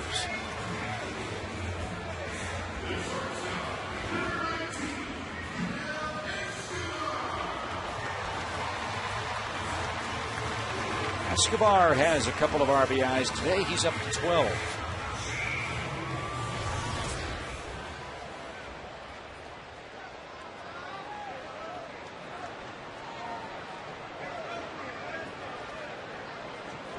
You've been following the college baseball conference tournaments and such?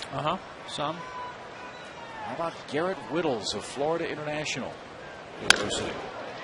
As Escobar has his second hit. 54 straight games for that sophomore at FIU. That's awesome. With a hit. What's Robin Ventura's record? 58? 58 games when he was at Oklahoma State. And it looks like Florida International is going to get a chance to play in the NCAA baseball tournament. That's pretty cool. As Nate McLouth is the hitter. I believe those regional sites were announced yesterday. Antonio Bastardo begins to loosen up in the Phillies bullpen. Miss, 1 ball, 1 strike. Think about Those long hitting streaks in college with the aluminum bat. Think about anybody ever break Joe DiMaggio's consecutive hitting streak record in the big leagues. Remarkable. I don't think so. Day after day after day. I don't think so. I think the age of specialization with the pitchers makes that even doubly tough. One ball, 2 strikes to McLouth. Popped up again, left side. Valdez makes the play. And 2 are down for Tommy Hanson. Well, they said back in the day maybe nobody'd ever break Lou Gehrig's record. Cal Ripken Jr. took care of that. Same with Henry Aaron's home run record. They're made to be broken, but you're right. With the way the game is played so differently than it was 50 years ago, that would be a remarkable achievement to come close to Joe DiMaggio. Here's Hanson. And he's got a 2-hit game. Escobar is on his way to third, and he'll make it without a throw.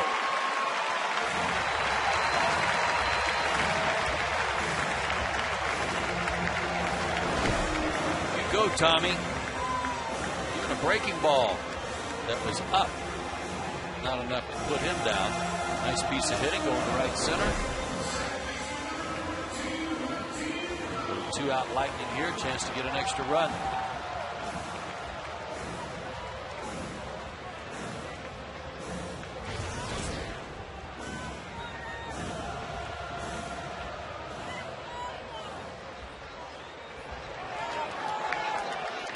Martin Prado hitting .326.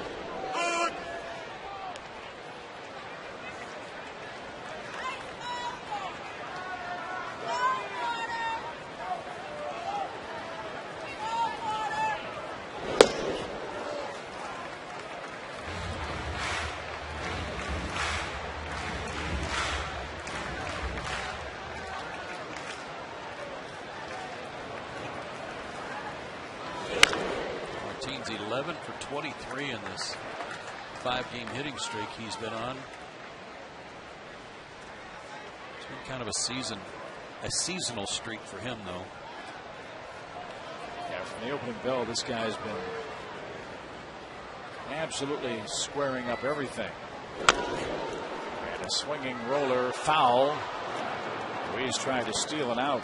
Prado came into play today 4 points ahead of Christian Guzman of the Nationals for the top spot in the National League batting race. With his first inning hit today, that gives him 70 base hits on the year. That's 8 ahead of Ryan Braun of Milwaukee. And was the first base hit given up by Blanton in the first inning this year. Only 13 games without a hit for Martin.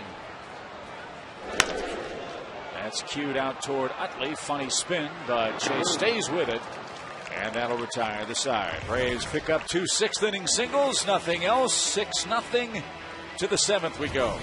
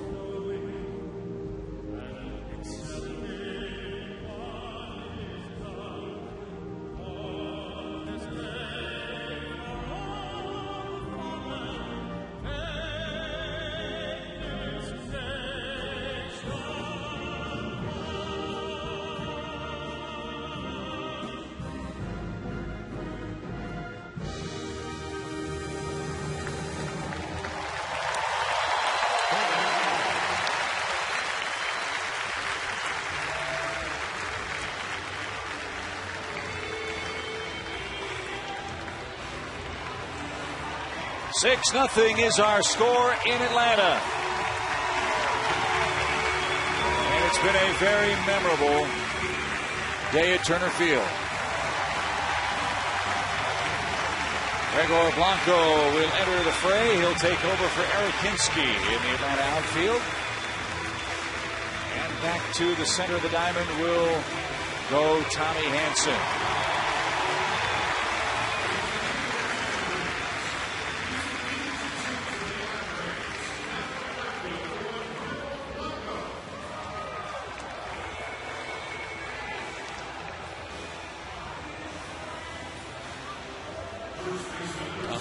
Just starting his warm-ups here for the 7th inning. He's gone 8 innings a couple of times already this year. Time for the Coors Light Cold Hard Blast. Got off to a slow start today. Started walking to some people, but he got some help. After the walk to Dobbs, he gave up a hit to Utley in the first, and then a 3-6-3 double play got him out of the jam in the first. He walked the first 2 guys in the 2nd inning after he'd been given a 3-0 lead, and he gets a 4-6-3 double play. Since then, it's been look out. He has set down the last 12 in a row. Let's get him early or don't get him. That's been the case so far today on our Coors Light Cold Hard Blast. So 4 pitches away from 100 is Hanson today as he's chasing down his 5th win of the season. And he'll face Ryan Howard to start the Phillies' 7th. It's been a forgettable day for the Phillies superstar first baseman. He hit to that double play in the first. He struck out in the 4th and also committed an error at first. They had brought home a run for Atlanta.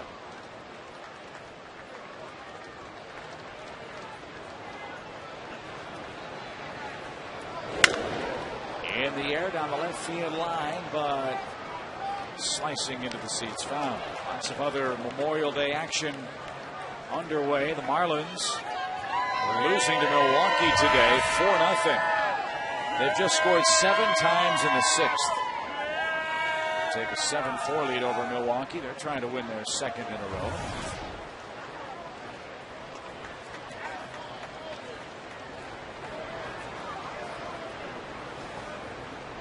Florida started play today 4 games behind the Phillies in the division. Cubs up 1-0 on the Pirates. Nationals 4-1 over Houston. Everything else in the senior circuit later on this afternoon or this evening. 1-2 to Howard. As he hits a high fly to left. There's that point you made earlier, Joe. They're hitting fly balls, but they're not going anywhere right now, are they? 3 of them last inning. That's 4 in a row. You know, I went up to Chris Wheeler, one of the terrific broadcasters for the Phillies when the Braves were last in Philadelphia, and it was at a time when the Braves weren't hitting a lick, and I took the lineup in and I put it in front of him and I showed him some averages, and there were 3 or 4 guys hitting under 200 for the Braves at the time. I said, you look at these numbers, Chris, it's worse than this because they're not hitting with anybody in scoring position. Well, he comes up to me today and he said, I really couldn't wait to see you because you look at our numbers recently about all the shutouts. He said, it's worse than this. Yeah.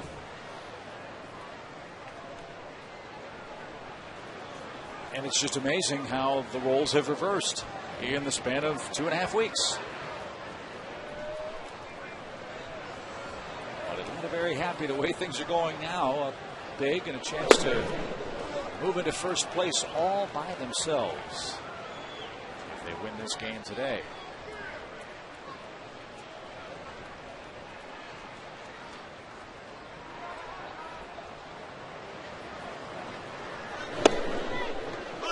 It's a strike over the inside corner to Victorino, who's walked and grounded out. Have you noticed, though, during this run here of 13 in a row set down by Hanson, have you noticed how more collected he is in his delivery? He's not trying to overthrow his fastball. He's getting a better bite on his slider like that one. It's something that he's going to have to try and grab onto early in the game when he goes to the mound for the first inning.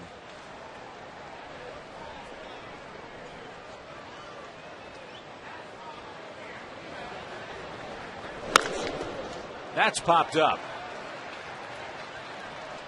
And that's going to be caught by Shortstop Yunel Escobar, 14 in a row, set down by Hansen as we take a look at our AT&T trivia question today. That's Roy Halladay, and he may be the next Philly pitcher to win a Cy Young Award. It's quite possible. Can you name the last man to do it?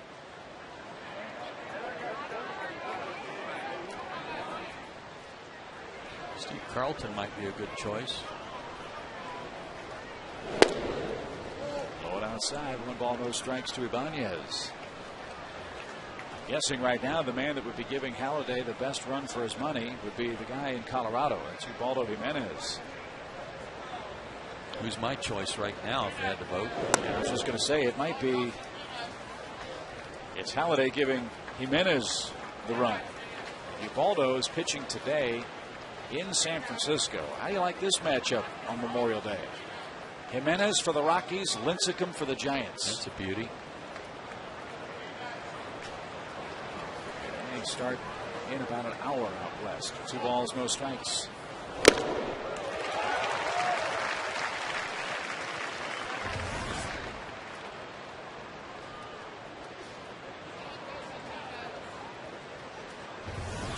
This figures to be Hansen's last inning as the pen's working.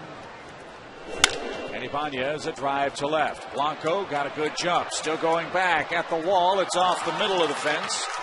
And Ibanez with a 2-out double is the first Phillies base runner since the 3rd inning.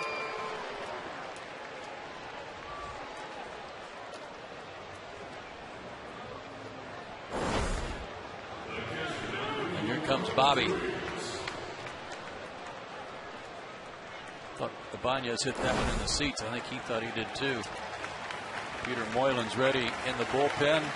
109 pitches for Tommy on a very humid day. He's pitched great after struggling in the first 2 innings.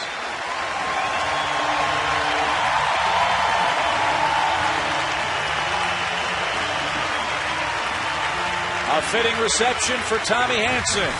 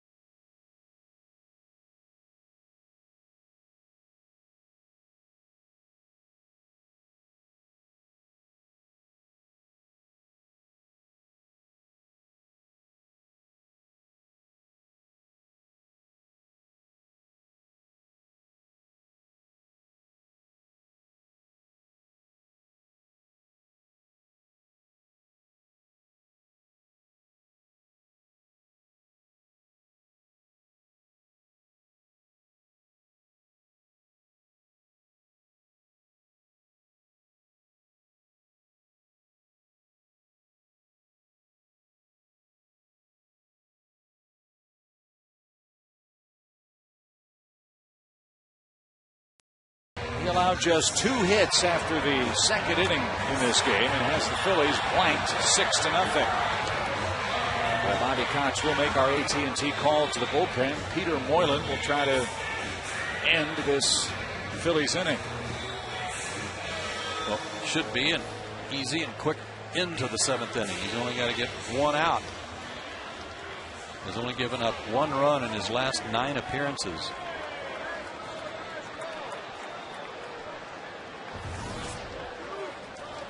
Carlos Ruiz is the batter. He's flied to center and he has bounced out to Chipper Jones. He's 5 for his last 34.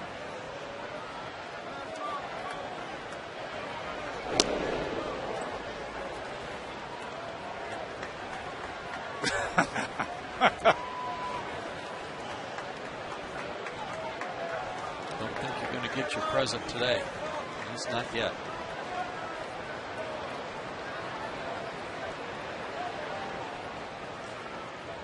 No ball, no strikes.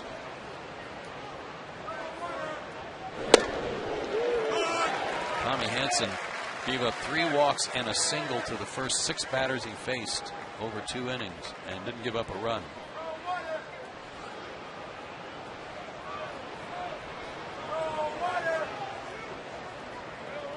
How many times have they been shut out in the last week and a half? 5 out of their last 8.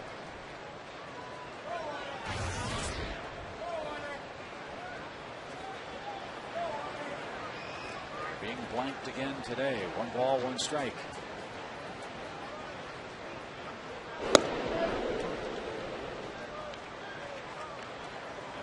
Tommy Hanson, looking at his line, very impressive. He only struck out 2, but most importantly, he didn't hit a batter all day.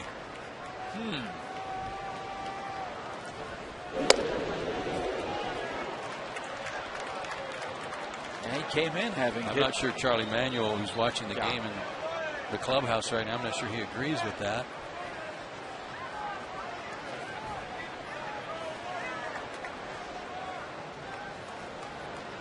Tommy already had the lead in that category all by himself before today's game. But Valdez was hit by a pitch that wasn't called and later struck out. Greg Dobbs appeared to have a ball graze his uniform.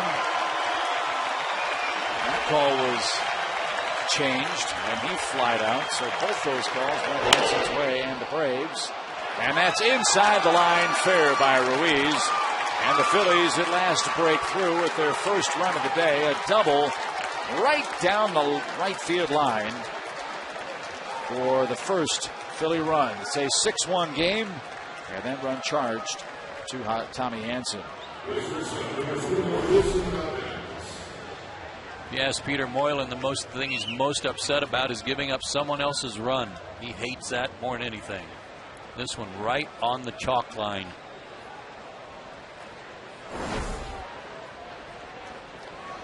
And Valdez bats.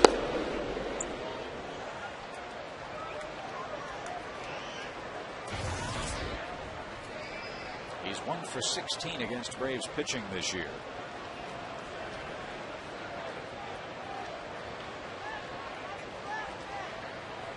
Jimmy Rollins is rehabbing and trying to come back from that second hamstring problem.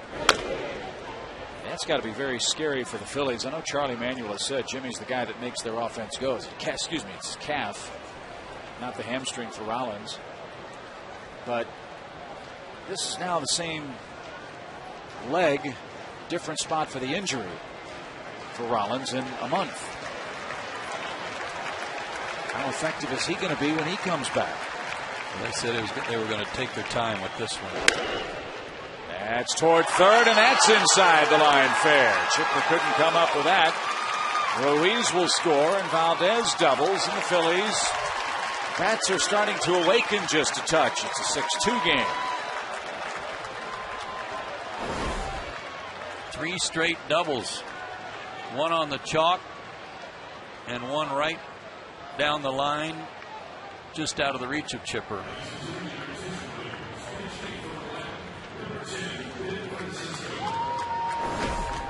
So Ben Francisco will bat in the 7th inning. The lead is 4 now. Phillies with 5 hits.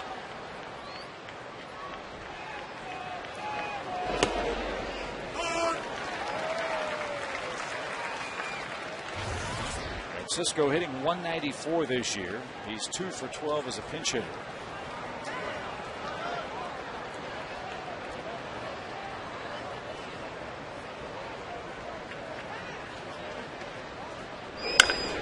That ball rocketed toward left center field. Can anybody catch up? No, that's off the warning track, and that's into the seats. A ground rule double. It's getting a little too close for comfort, folks. It's a 6-3 game. 4 straight doubles for the Phillies. All with 2 out. I don't have to go too far back to remind you of a game in Philadelphia last year where the Braves had a 10-3 lead. and lost. But Peter Moylan has had 3 bolts hit off of him, and all by right-handed hitters. Well, a lefty's going to come out of the Braves bullpen now as 3 doubles greet Moylan. 2 runs belong to him in this 3-run Philly uprising. We got a ball game. Johnny Venters will try to put out the fire when we come back.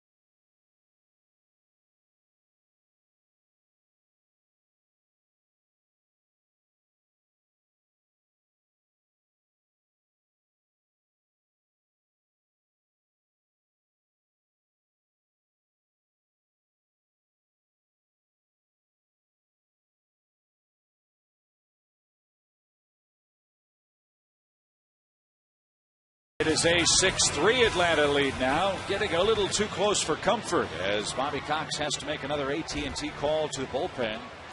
3 doubles greet Peter Moylan. And now it'll be left-hander Johnny Venters. Johnny's been getting more and more responsibility late in the ball game. He's worked 3 1/3 innings against the Phillies this year. No hits allowed, 1 walk, 3 strikeouts. The number that does concern you on that card, though, is the walks. Globe reaches that way. The potential tying run comes to the plate here. Let's end this 7th and let the Braves bats take over. A 6-3 Atlanta lead.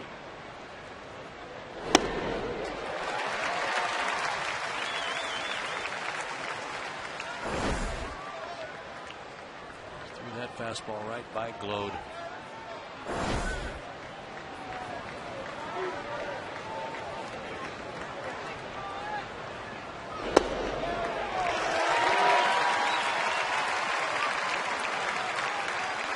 That was a nasty pitch. 1 ball, 2 strikes.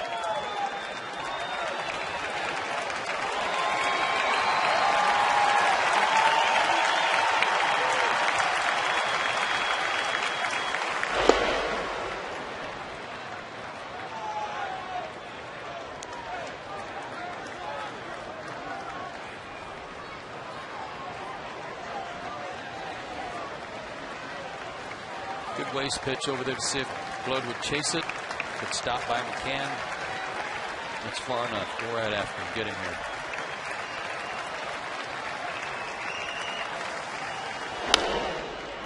Boy, was he late there. 2 balls, 2 strikes.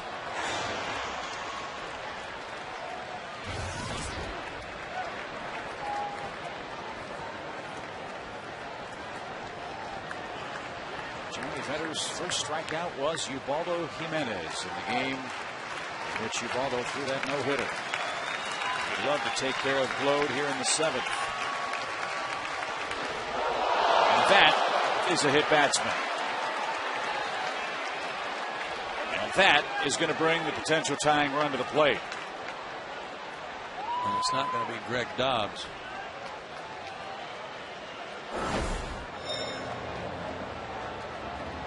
Trying to throw the sinker, and that got him right on the top of the hip. That's a painful spot.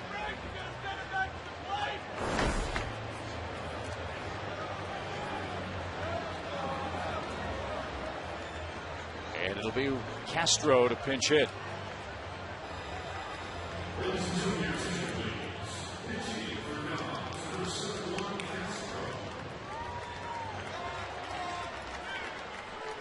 So Castro for Dobbs, representing the tying run. And Eric O'Flaherty starting to work. This is getting a little tight. Castro hitting .253 is behind in the count.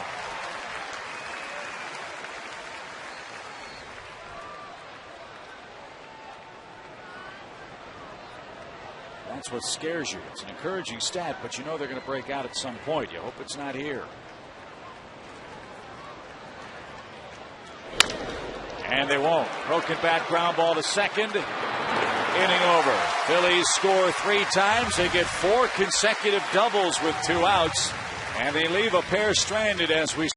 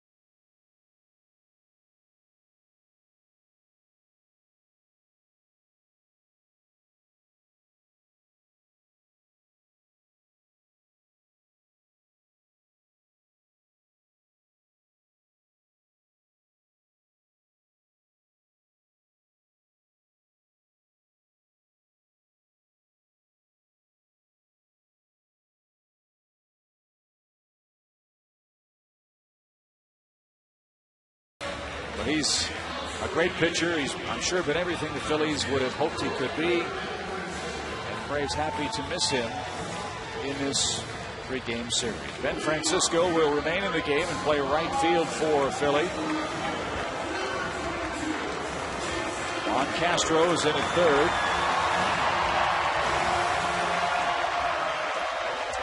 And Antonio Bastardo will work from the mound. Hasn't been in that many games. Just 12. He was called up on May 16th. Second time he'd been up with the big club this year. 5 walks in 8+ innings. Jason didn't mean to and is down 2 strikes. This is a team that's pitched Jason pretty tough this year. 0 for 3 today, and I know he hit a rocket in the first inning that Victorino hauled in, but he just 1 for 13 against the Phillies.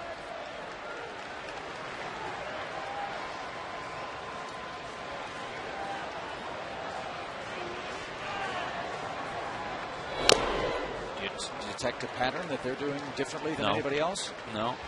They just got some left-handers in their bullpen that can be pretty tough at times. Cole Hamels mighty tough. Jamie Moyer can frustrate you in the rotation.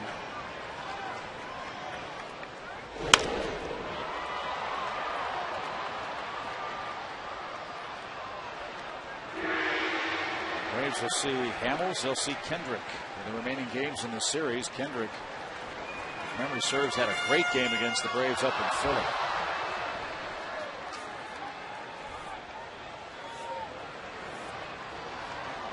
Balls, 2 strikes. That ball smashed out to second, and Utley surrounds him. 1 out, last of the 7th. The Atlanta Track Club is partnering with the Braves to bring the annual Father's Day 4-mile race to Turner Field on Saturday, June 19th. Your race entry also includes a Braves game ticket and T-shirt. Celebrate Father's Day by crossing the finish line on the field. Register today at atlantatrackclub.org. Would that be during the game when they finish the race here? Yeah, you have to outrun the Home Depot tools out of the warning track. Have to finish up by racing out to steal the base and bring it back. That's another idea. A 3-run uprising by the Phillies in the top half of this inning. The first time they've had an inning where they've scored more than 1 run in their last 60 innings.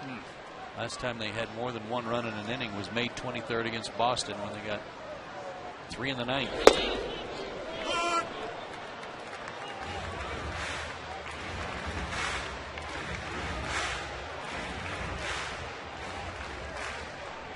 One ball, 1 strike to Chipper Jones, who's 1 for 3 today.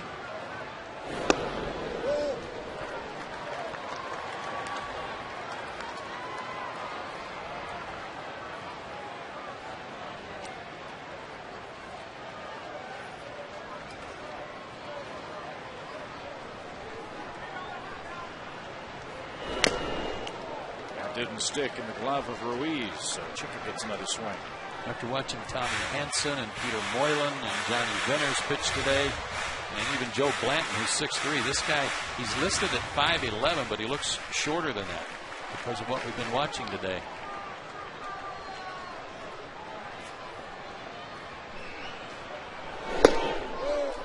Oh, good try there. Nothing short about his arm. That pitch was 94. What Fox Track says, although Ruiz, it was right at the glove, but Ruiz was set up inside.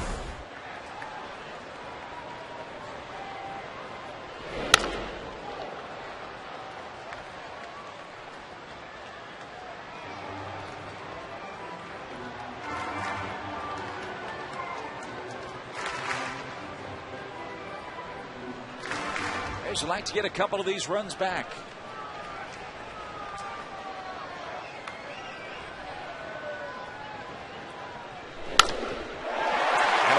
Single by Chipper. Well, encouraging. It's a home run left-handed and a rope right-handed today. And again, it's another pitch down that he drove down and threw. He's going to give way here and in Infante's going to pitch run for him, but pitch had a lot of the plate, but it was down, so he didn't roll over the top of it. Stayed on it and went through it.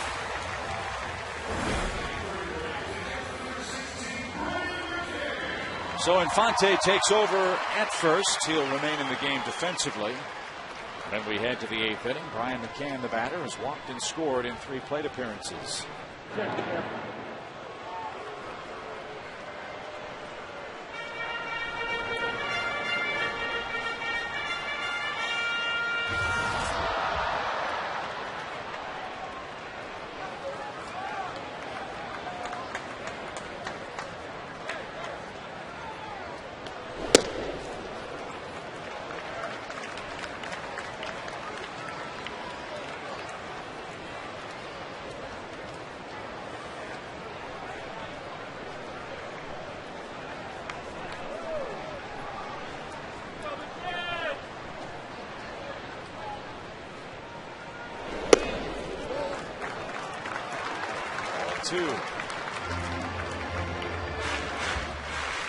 Moss waits on deck.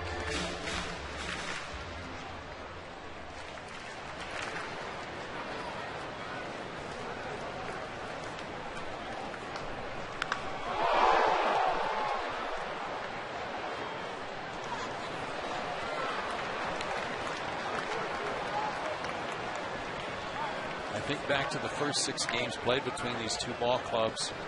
I think about how that was before McCann went back to his glasses. The offense was in a dormant state. Gloss had not really begun to turn it on. The only guy really hitting was Prado, and Hayward had a home run against him. His only hit against the Phillies so far, but not much working. It's a different team the Phillies are playing today. 2 balls, 1 strike.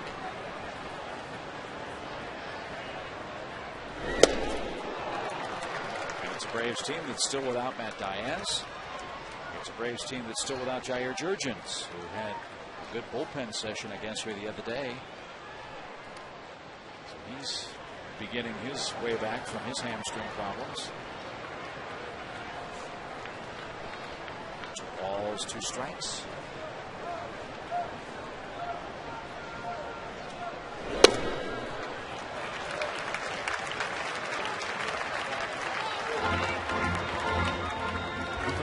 Stardo's arm. He's just walked a few too many guys. He's been in their organization since day 1 out of the Dominican.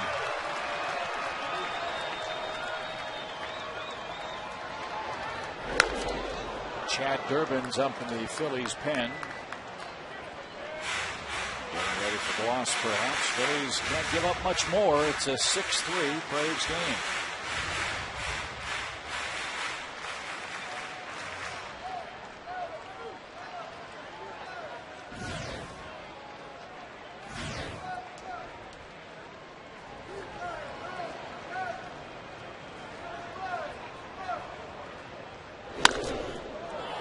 Mile-high pop-up. And into the seats.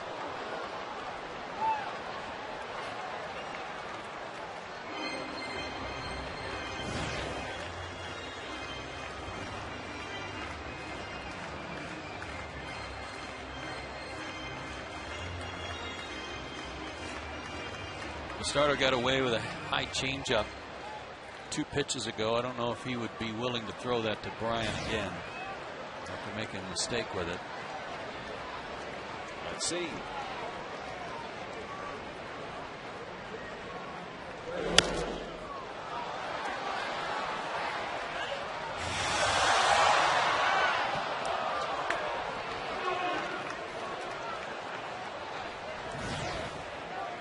It'll be a 9-pitch at bat for McCann. With the next pitch.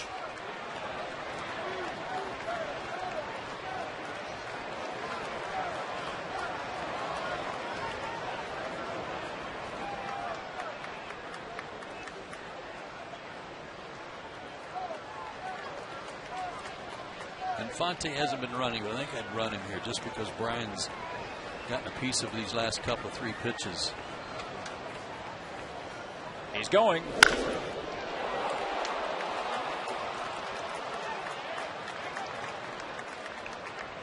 As I said earlier, one of the reasons why the Braves are scoring about a run per game more than their season average is they're also running this month.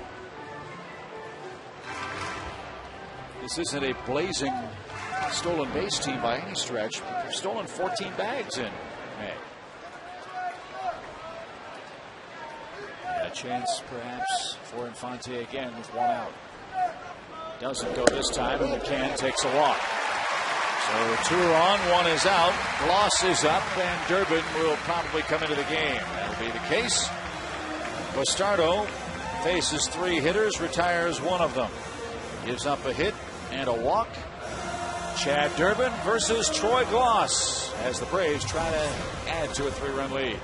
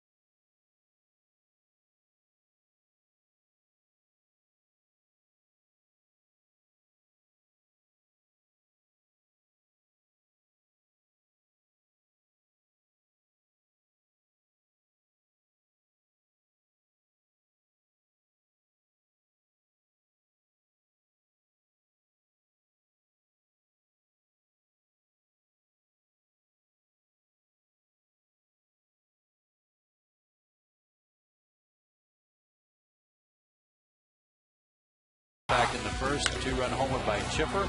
Then after the error by Glow, a single by Hinsky got the 3rd run in. In the 3rd inning, the Braves put some hits together. They had a couple of hits, actually had a couple of walks to go with it. And a little help defensively from Ryan Howard, the big hit of the inning. A 2-run single by Yunel Escobar. And the Braves with their 6 runs today. Doing pretty good work again. If they get one more, it'll be 7 or more runs in 6 of their last 11 games. What a tough hombre to face in Chad Durbin, who's been busy and has been good. As you see, this is the 21st time he's pitched out of the Phillies' pen. Gloss has scored a couple of times in the game. And a high, towering fly ball right center field. Victorino and Francisco back. That's out of here. A 3-run homer on the first pitch.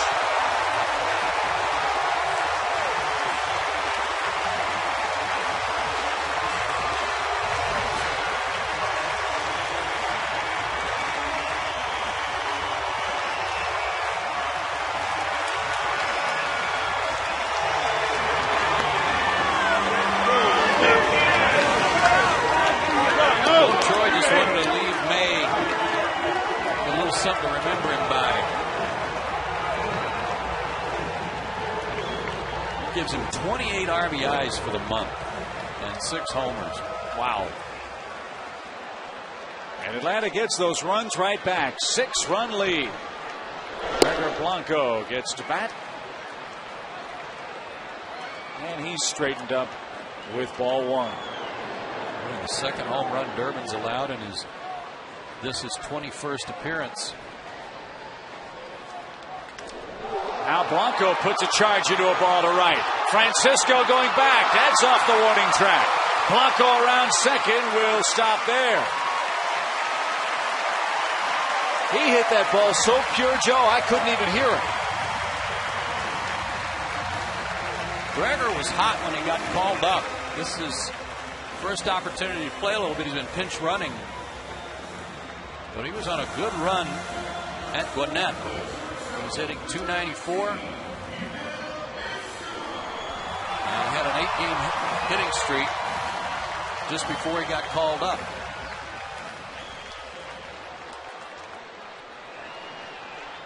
Here's Escobar. 2 more hits. Shortstop, 5 in the last 2 games. Single brought home 2 for Unell. Those were the 5th and 6th runs scored by the Braves today. And Durbin right now a little gun shy with the strike zone. Everything that's close is getting hit and hit hard. Lost a homer on the first pitch. Blanco a rope to right center. Another shot in the air to right. Francisco battling the sun. Victorino takes over and makes the play for the second out. Troy Gloss jumped on the first one from Durbin. Fastball out over the plate and above the knees, and I mean, he put a great swing on this one. Troy's been a little gimpy lately, but it doesn't hurt too much when you get the opportunity to try. What a month. What a month. Hitting over 320 in May coming in. There's a bolt to right. Francisco got a late jump. And McLeod is retired. Made 0 for 4, but he's put the ball in play 4 times. And Atlanta sends this game to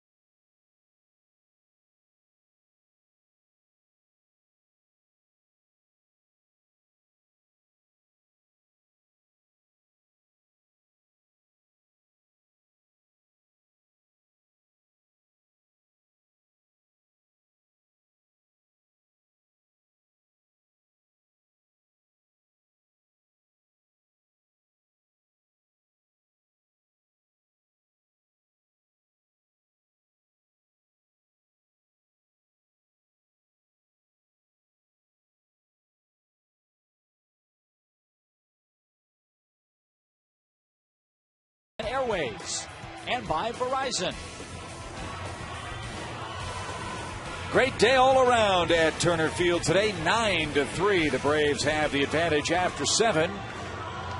And a change defensively for the Braves has Omar Infante remaining in today's play. He'll take over for Chipper Jones at third base.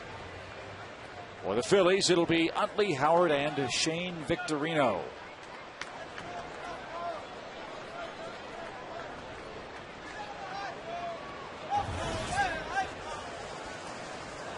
Utley today 1 for 3 with a first inning single. Boy, the Phillies had a golden chance in the first 2 innings, Joe, to set the pace offensively in this game. As you mentioned, 3 walks and a hit with the first 6 that Hansen faced, but they couldn't get a big hit. The double play in the first inning was the key play. If you give the Phillies a chance to think that they're on their way offensively and they're kind of out of their doldrums by having a big first inning, it's lookout time with the way these guys can swing the bat. But that double play put them right back mentally where they've been, and that's struggling. 2 balls and a strike to Utley. Chance for Johnny to work a full inning in the 8th, perhaps, with a big lead. He's got a big arm, a bright future.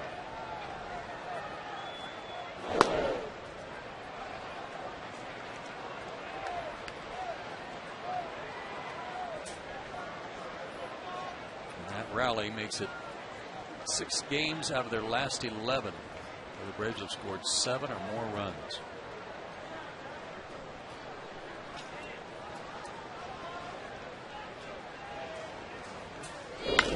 Utley pops up a 3-1 pitch. Infante will be tested. And Utley is retired. One away in the 8th inning. Here's Howard 0 for 3. There's the rest of the Major League action on this Memorial Day. The Marlins have exploded. Cubs and Pirates in the 7th. Pirates have beaten the Cubs 5 of 6 times this year. Angels had a walk-off win yesterday and no incident with regards to the home plate celebration after Kendry Morales broke his leg after a walk-off grand slam the other day. Yeah, I don't think they want any repeats of that. And I think Mike Scioscia's even laid down the law with that team about any future walk-off celebrations. And I can't blame him. Wonder if it'll be tempered everywhere else. There's a shot by Howard, but again, hard hit. But about 10 feet shy of the wall. 2 outs. Hey, Braves fans, spend $100 or more at your local Home Depot store between now and June 21st, and you'll get 2 free Braves tickets by mail-in rebate. Visit your nearest participating Home Depot store for details. I don't know about you, but every time I go to Home Depot, it's $100. It's hard to walk out of there with less than that. Right? Yeah.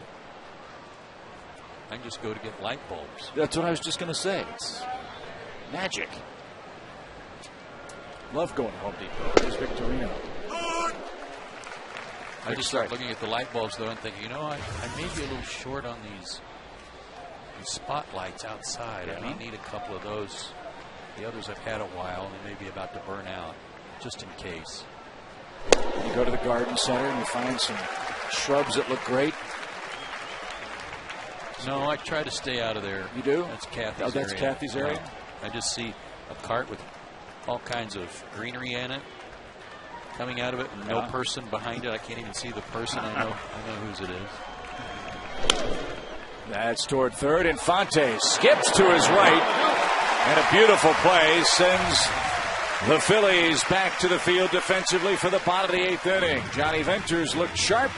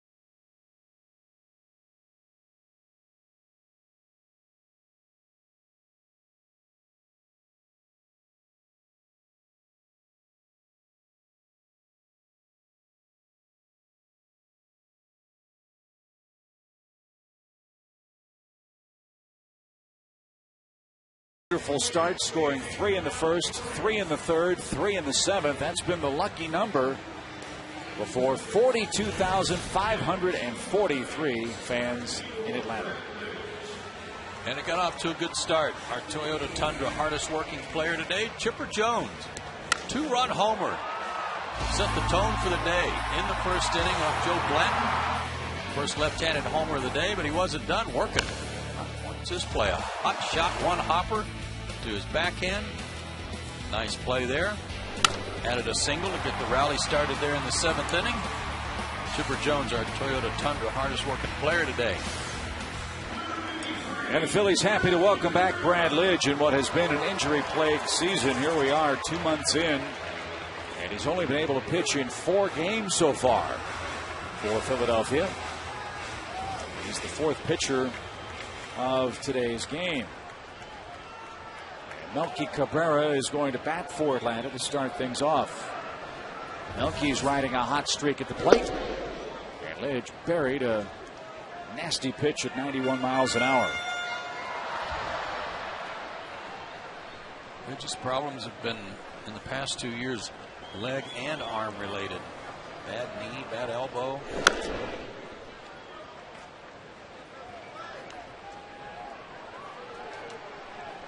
I believe Brad had a cortisone shot in the elbow. And they were targeting today's game for his return, and sure enough, here he is. He's only off the disabled list for 2 weeks. He's had 2 stints on it. That looked pretty good. Did look good. He strikes out Melky for the first out of the 8th inning. You know, there's some people that think, remember when they won the World Series, he threw the strikeout, threw the pitch for the strikeout, kind of went to his knees, and then there was a big pile. Carlos Ruiz went out and hugged him. There's some people that think that he actually hurt his knee in that celebration. Really? He kind of got it bent back a little bit.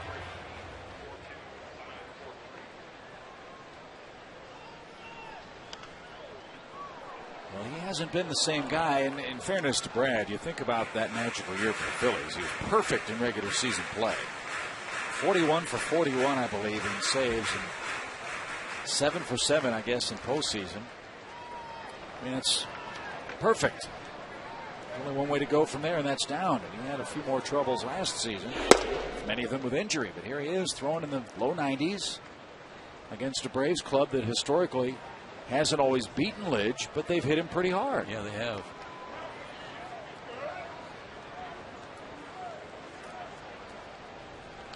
A ball and a strike to Martin Prado, who's 1 for 4 in this game. Prado scored his 38th run today. We've talked about all the hits that he's put together and leading the league in hitting. He's also 3rd in runs scored for Atlanta. And maybe is the answer to the oft-asked question in baseball, where have all the leadoff men gone? Braves seem to have found one.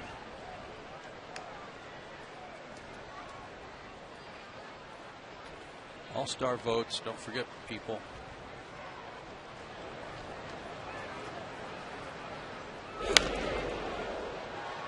With the Phillies selling out virtually every game at home, and Chase Utley representing second base. It's going to be tough for Prado to make it as a starter, but a week ago or so he was 3rd in balloting among second basemen. Brian McCann was 4th among catchers, and Jason Hayward was 6th among outfielders in the National League. That's chopped to short, and Lidge has his second out in the 8th inning.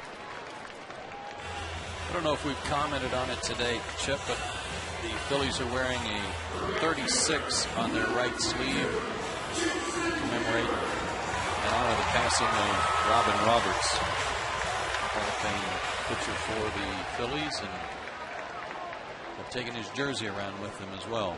Wonderfully touching as Hayward hits. Remember last year when one of the great voices of our game passed away, Harry Callis. The Phillies honored him with a patch on the uniform and carried one of Harry's sport coats with them on the road and hung it in the dugout. 2 balls, no strikes to Jason Hayward. Rare game for Jason. He hasn't been on base yet today.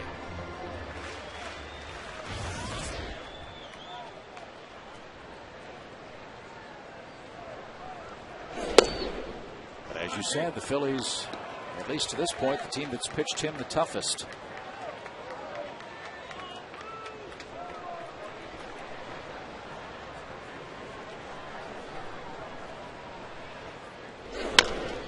Up the middle.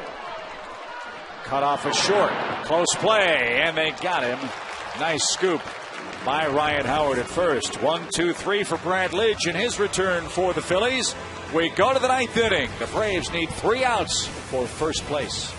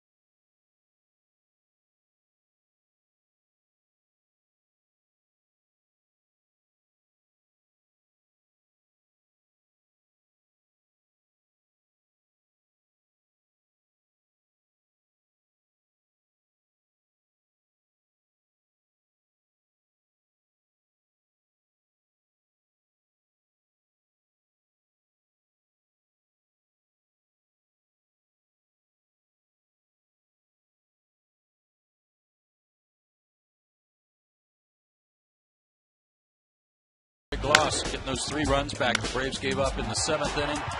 He came back in the bottom of the 7th with a 3-run shot. And Troy Gloss is our Home Depot player of the game. 2 hits, 3 runs scored, 3 driven in. And check out the numbers in May. The most RBIs in the National League by any player. Just a tremendous month. And so Johnny Vender's day is done after an inning and a third of hitless relief. Bobby makes the AT&T call to the bullpen. This is an important inning for Jesse Chavez, trying to get him on track a little bit. A gaudy 7.7 ERA in 15 outings. He'll face Raul Ibanez here in the Phillies' ninth. Talking with Roger McDowell about Chavez. He's had a curveball. He's trying to get that pitch dialed in and comfortable with it. His last work came against Florida, the first game of that series, one the Braves lost, an inning and a third, 2 hits and 2 walks, 3 runs scored. So he's had a few days to work on that.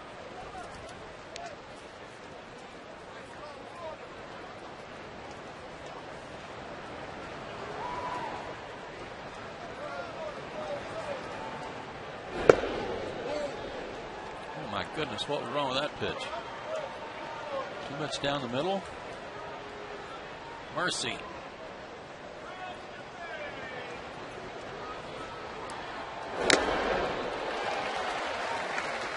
Swing and a miss there, but let's check out that pitch before.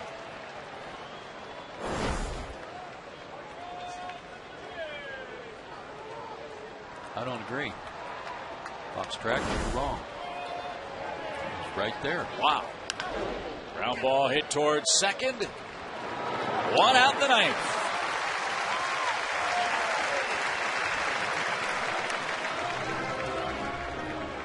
Nine to 3 Atlanta. Don't forget, Fred Hickman will anchor our Braves Live coverage post-game. A lot of heroes from whom to choose today. literally and figuratively. Men and women of the military were in attendance, celebrated their service in our pregame ceremonies. The Braves need 2 outs to complete a remarkable month. Atlanta will go to 20-8 in May, 29-22 overall. They'll win their 6th in a row, and they'll go from 6 back to a half game up in the span of about 3 weeks. That's fun. That's a little more like it. Yeah. And the last time the Braves were in first place on June 1st, or entering June 1st, was in 2005. The last time they were in first place through June 1st, got to go further back. That was 2003. The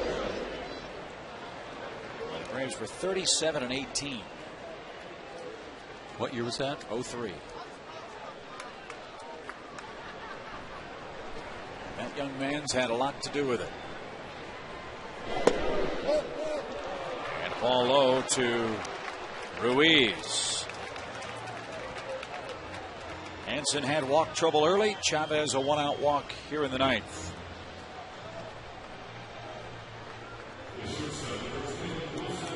And here's Wilson Valdez. Phillies again to this point do not have a home run. It's been May 23rd since they've touched one of those off. And they've got a tough assignment, as do the Braves, in a great marquee pitching matchup tomorrow night. Tim Hudson, Cole Hamels. Hudson 5-1. Hamels 6-3. Resurgent year for the Phillies lefty.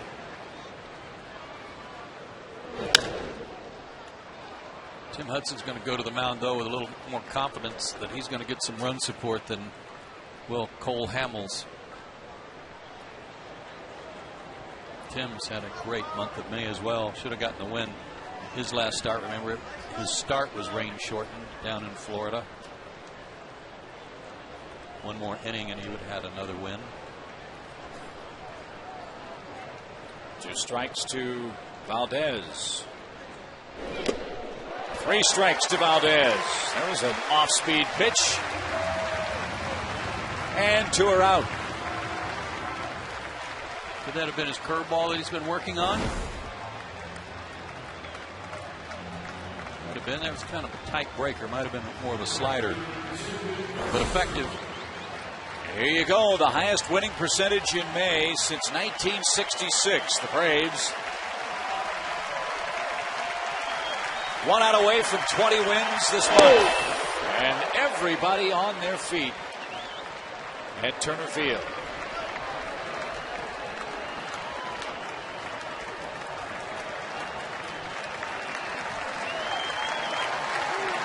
Hope you'll be a part of the rest of this series.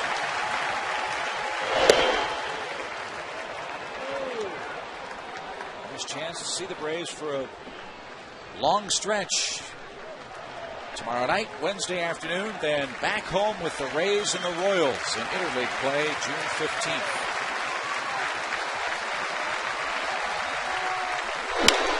Line drive right field. Hayward's coming on. He's got it. And the Braves are in first.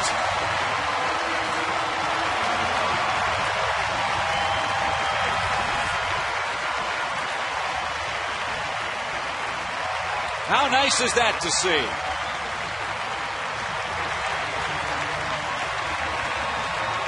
The Atlanta Braves knock off the Philadelphia Phillies in Game 1. It's a perfect homestand to this point. 9-3 today's final. Tommy Hansen the winner.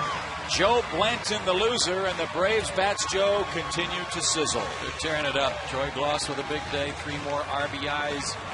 This flip-flop from last to first over the last couple of weeks. Thanks to the hitting. Let's see if it can continue to roll. Braves Live is coming up next. A lot of great things to talk about. And for Joe Simpson, I'm Chip Carey for the entire crew. Braves Live coming up next.